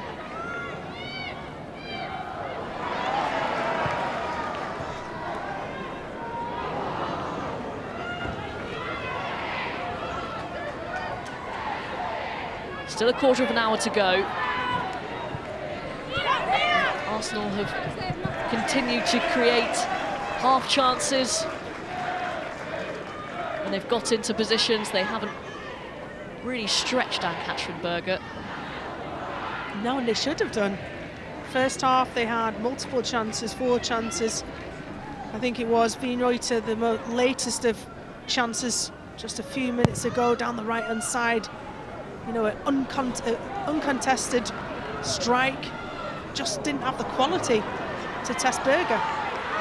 Marnham again, I think that was the right option, perhaps. It's going to have to be a worldie to beat Ann-Katrin Berger from there. And Marnham's, what, 25 yards out, more 28 yards. Could she have taken another touch, got a little bit closer?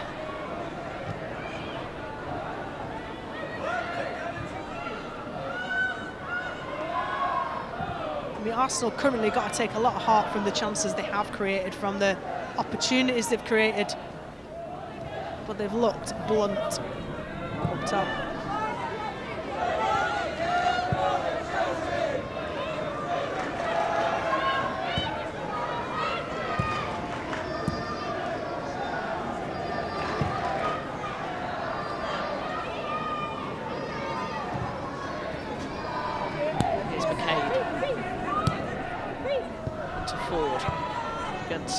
Jess Carter, she manages to pop it off to Marnham, but pass towards Blackstenius. And that had to be precise, and it wasn't. Final third quality has been poor from Arsenal, whether that be finishing, whether it be finding your partner. And it needs that deft touch, that real craft and precision in angle, in weight, in trajectory. Arsenal have just been found wanting.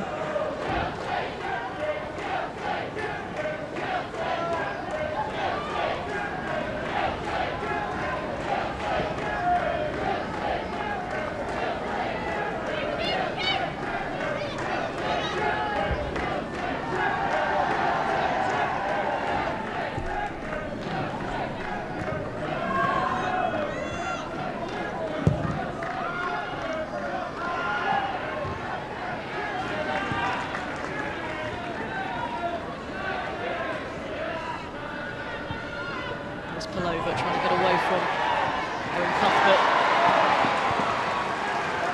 Perfect challenge. It's won back well though by Kim Little. Marnham digs out the cross. Again, the flag is up. Ball has gone out of play, hasn't it? There's nothing wrong with the attempt at heading it at the back post from Blackstenius. Got her arms down, a valid attempt, and it's the last throw of the dice for Jonas Eidevall. Triple substitution. Cool, Maritz and Wibbenmoy getting ready. Ford.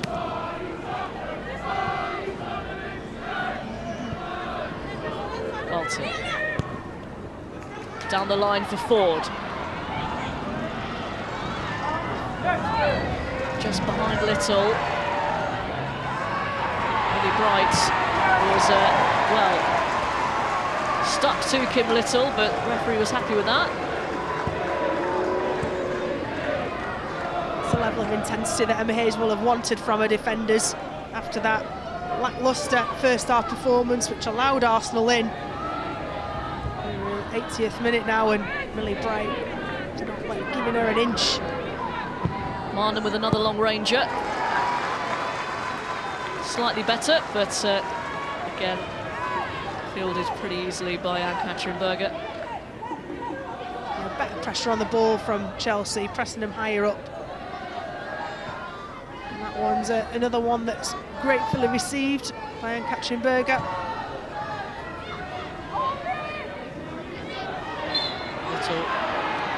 Caught by Cuthbert.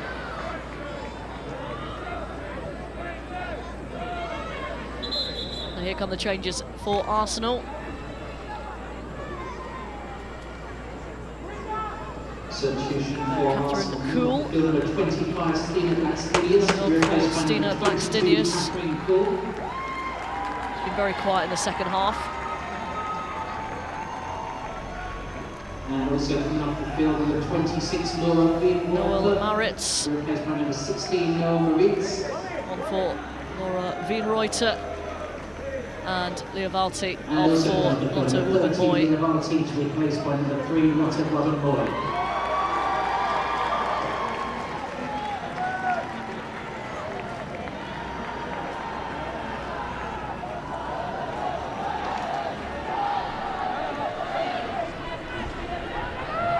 possibly want to give Balti in particular as much rest as possible. There is only 10 minutes to go. Marnham delivers towards Wubben-Moy. Again, Millie Bright's there first. How many times do we say that?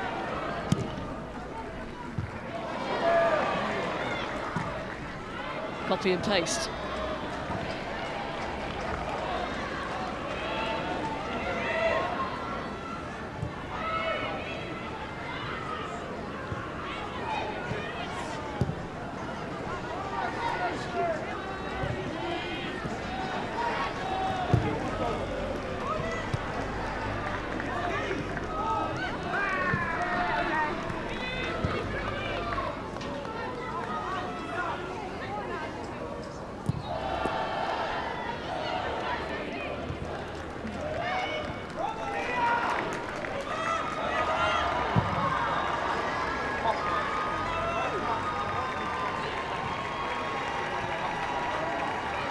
Slips it through for Pelova.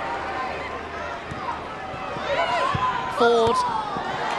Another effort, but another pretty tame one.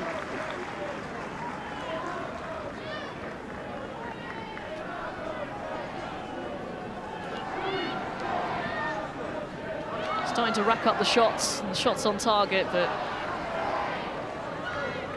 catching practice really for Berger.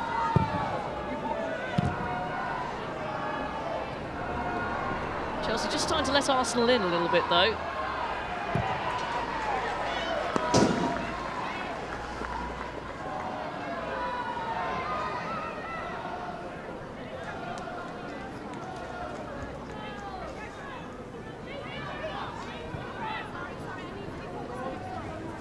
Marnham.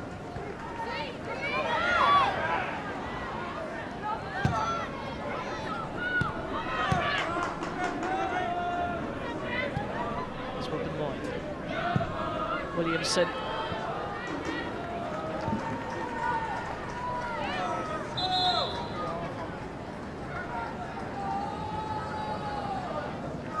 Substitution for Chelsea, coming off the field, number 10, Lauren James.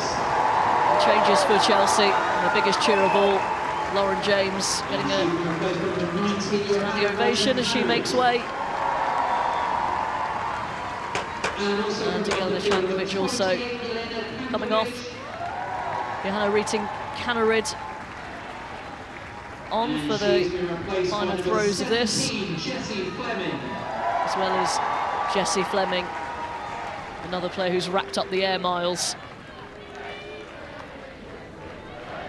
Chelsea's depth of squad is unreal nowadays, isn't it? I remember Emma Hayes addressing that in her early forays with Champions League football and recognising that come this side of Christmas, that is what you need. You need internationals coming on off the bench for internationals. And we look at that 10 position, one example, Frank Kirby, Jessie Fleming, Jankovic, all internationals, all, you know, arguably their best players for each of their respective national teams. She's got the same across the whole pitch.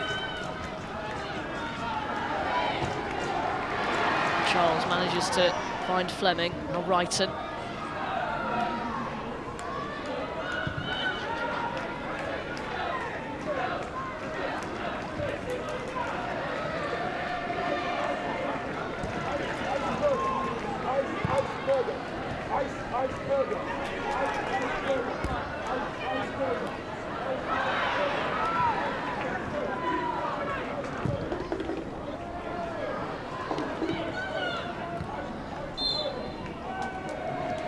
Minutes remaining. Rachel Brown-Finnish, your Vitality Player of the Match. I've been really impressed with in and out of possession, playing in that coveted 10 role. Position can be taken off her at any time, but today she's done a fantastic job. Jelena Jankovic is my Player of the Match for today. Forget Danila Harder's in the mix for that position as well. But the Serbian international, it's been excellent. She's hustled Arsenal players out of possession. She's been the first point of attack for Chelsea too.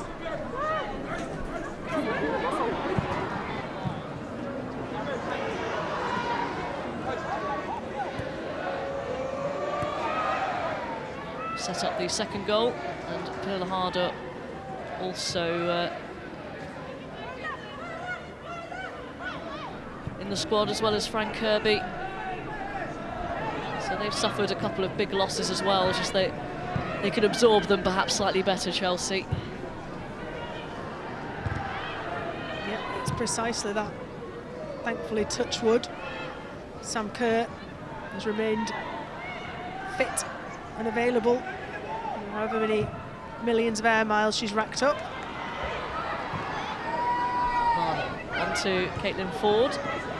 Now McCabe. Can Arsenal set up a nervous finish for Chelsea? Williamson. Another easy one for Katrin-Berger. Got a couple, the Arnold Clark Cup.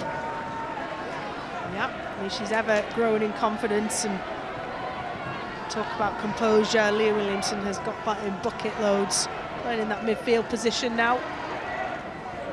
Wooden came on, taking the position of Valti, and she can do that for club and for country. She's assured in that holding midfield position.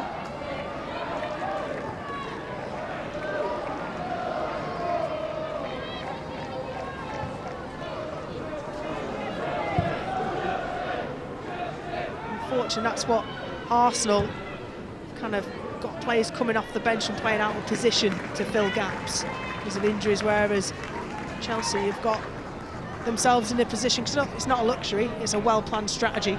It's that Emma Hayes has implemented over time and over years and over transfer windows to have top quality players, multiples in each position.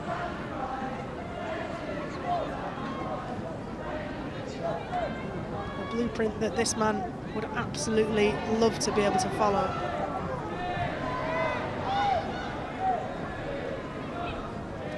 Still a chance for silverware, in fact, in 7 days' time. Women's League Cup final live on the BBC for you next Sunday. From the home of Crystal Palace.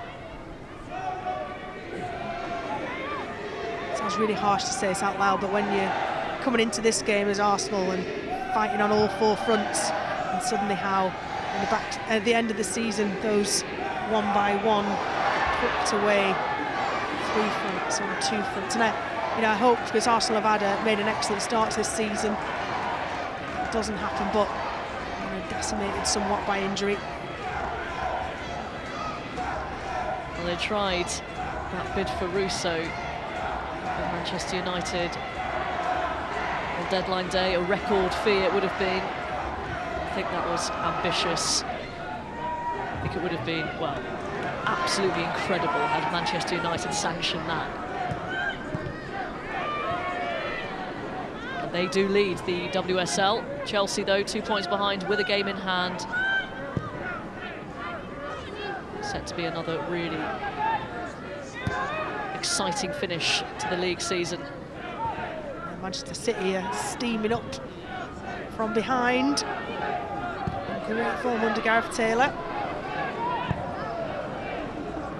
Finds Little, promising, good save by Berger, forced to turn it aside. At least Little works the Chelsea goalkeeper. Still could be something here. Pelova, away by Eriksson.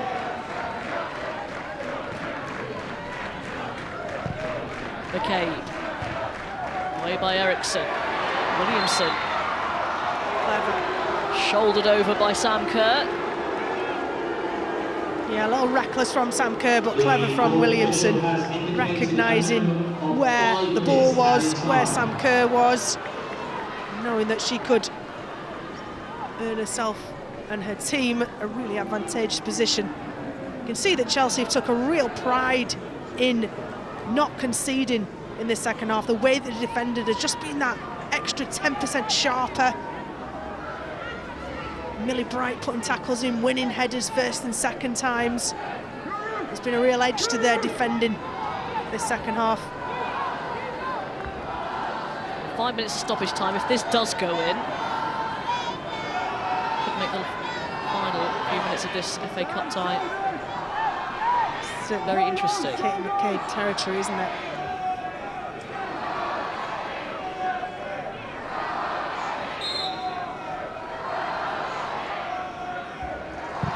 It's Marnham. It's over the bar. And with that, probably goes the hopes of Arsenal's progression in the FA Cup. Be very confident, a right footer for that, because it's all set up for a left footer. Opens up that side of the goal for a left footer. Going up and down over the wall from that distance was really a big ask. I don't think it's been one of her tougher afternoons, Ann-Katrin Berger, but into the final 3 of the FIFA Best Awards, along with Mary Earps, Christiane Endler of Chile. Good company. Yeah, they didn't have that award in my days. But you say Katrin Berger's not had anything to do this game particularly, but she has. First minute of the game, she made an excellent save. First minute of the second half, she made an excellent save. She made a double save in the first half, yes, albeit, you know, spillage of one and then the reaction to make a big save. She's certainly been needed to be switched on, and you know that's part of being a world-class goalkeeper, is in games where there's not that many things going on. When you're ready, you're called upon, you've not switched off. She really has that presence, and I wouldn't be surprised if that comes down to some of the less composed of Arsenal's forwards. When you bearing down on goal and you see her, she just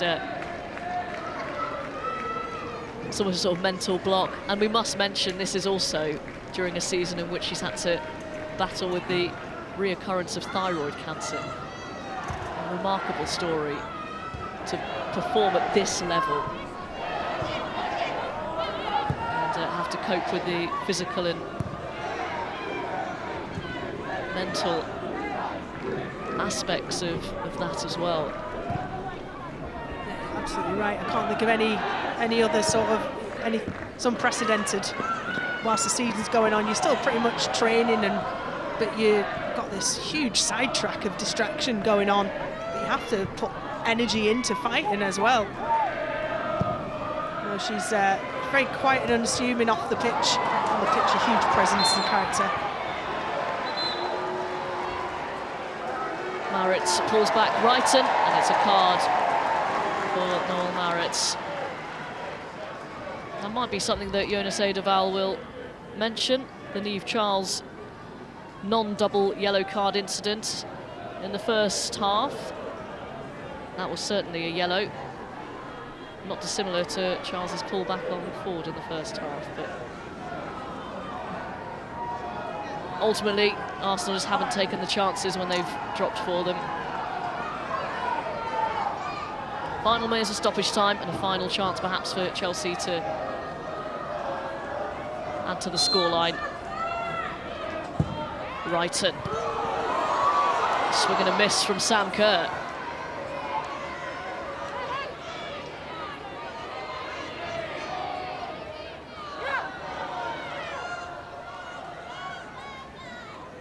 Do you know, it was a great ball in, wasn't it? Was it not Niamh Charles at the near post who completely missed? See this right across the front defender, Niamh Charles, who just doesn't make the contact on it.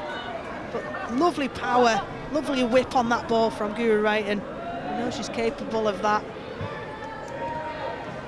Should have been 3.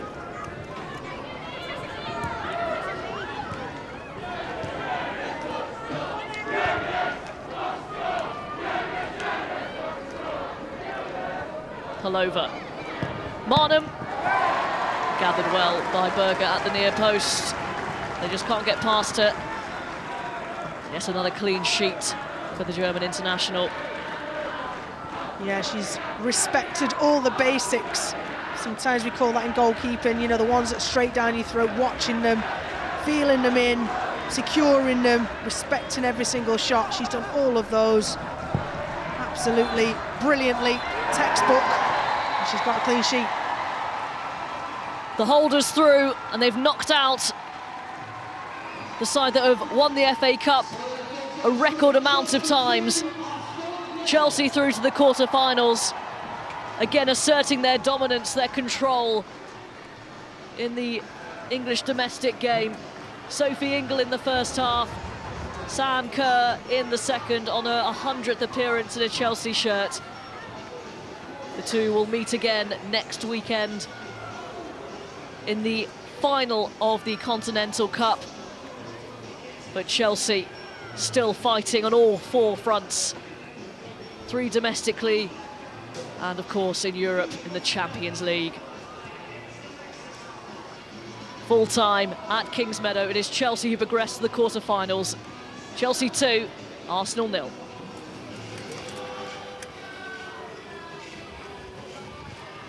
Thank you, Robin. Thank you, Rachel. Well, when you look at that game, Farah, job done for Chelsea. A frustrating game for Arsenal overall?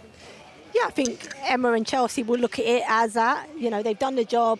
The idea of, you know, a 5th round of an FA Cup is to progress through into the next round, and with the end goal being getting to another cup final, which they're on their way to, having knocked out one of the big teams within that. But Arsenal have to be frustrated in the fact that they created so many chances against this Chelsea team and didn't really test Berger. She had a fantastic game and saved what she needed to, but not enough to hurt this Chelsea team. But once again, Chelsea showing their dominance, Hope. They've had their hands on this trophy 4 times, and it seems who's going to be able to stop this Chelsea team? Yeah, they look pretty good, I think, even in the second half, even though Arsenal tried to apply some pressure, they were very much in control. You know, Arsenal, I don't think were at their best today for whatever reasons. You know, it's been international break, so that could be a factor, but also the Chelsea players have been on international break and looked the better side today. Even though Arsenal created chances, they weren't clinical. Chelsea create chances, clinical, and they end up winning the game. I just think on that, I think Arsenal just don't look convincing at the moment. So I don't think they believe in what they're doing. They don't believe in themselves in front of goals, and I think that's a difference. Whether Chelsea are playing good in possession, out of possession, they are convincing. They have a way about them where you always feel they're going to win the game. I think looking at Arsenal today, we were saying, weren't we, that the Arsenal don't look a team that are high on confidence at the moment.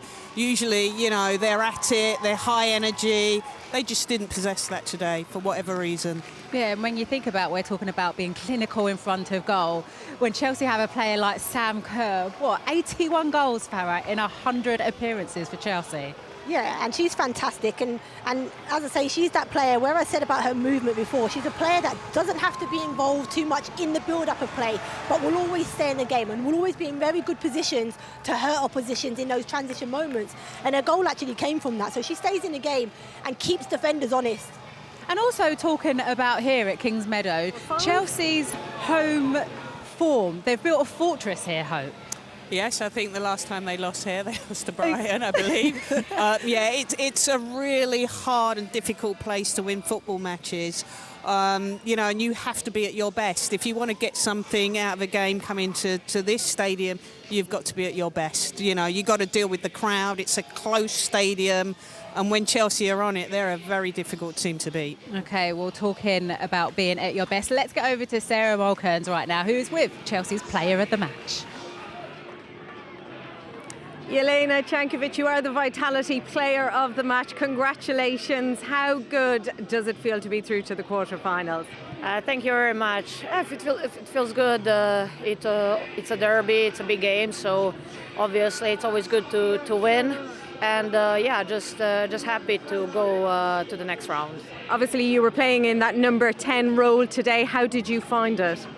Yeah, I like to play in a 10 role, and it was nice to be on the pitch and play games like this. And I'm happy that I could contribute to the team and to win the game.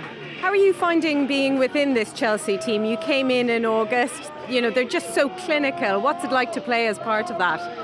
It's really good to play next to such a great player, and like it's much easier to play with players I'm surrounding in this team. So I'm really enjoying my time here. Well, congratulations today, and best of luck in the rest of the FA Cup. Thank you very much.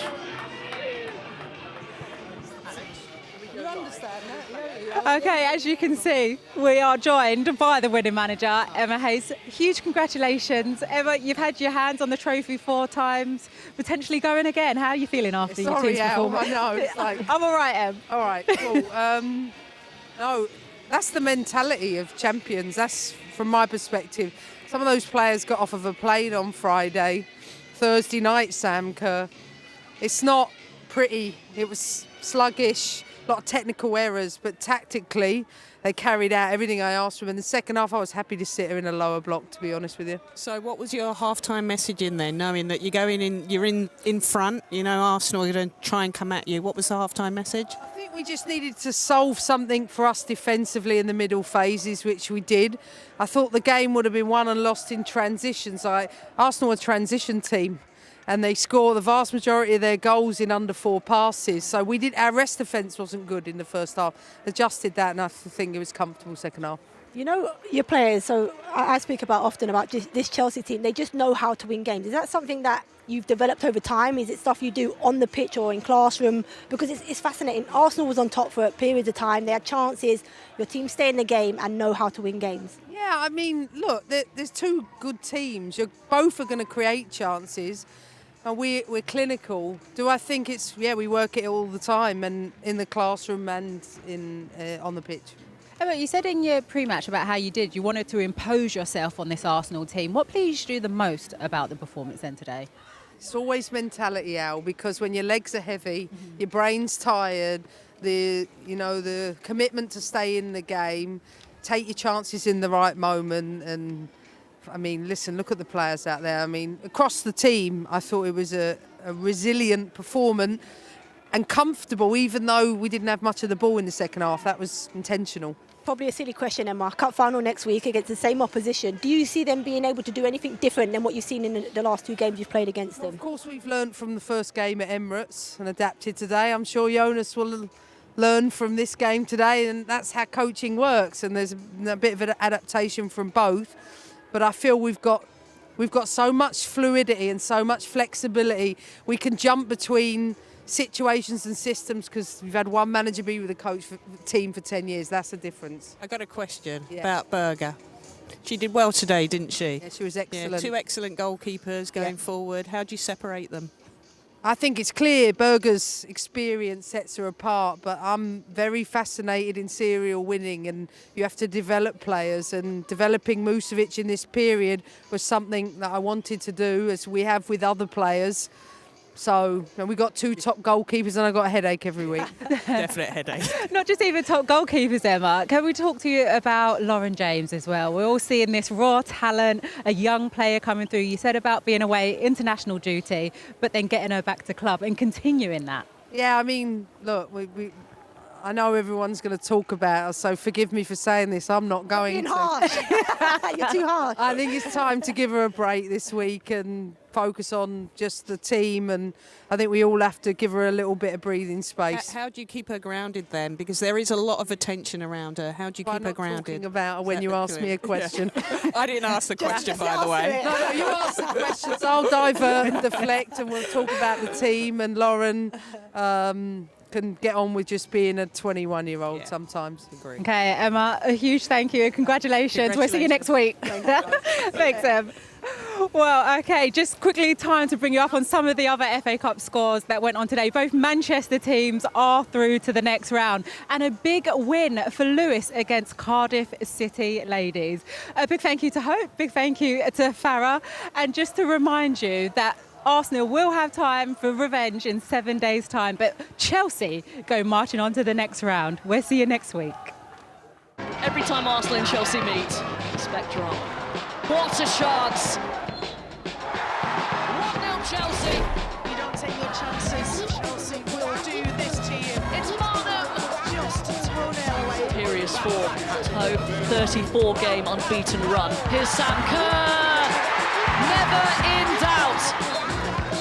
Chelsea through to the quarter-finals.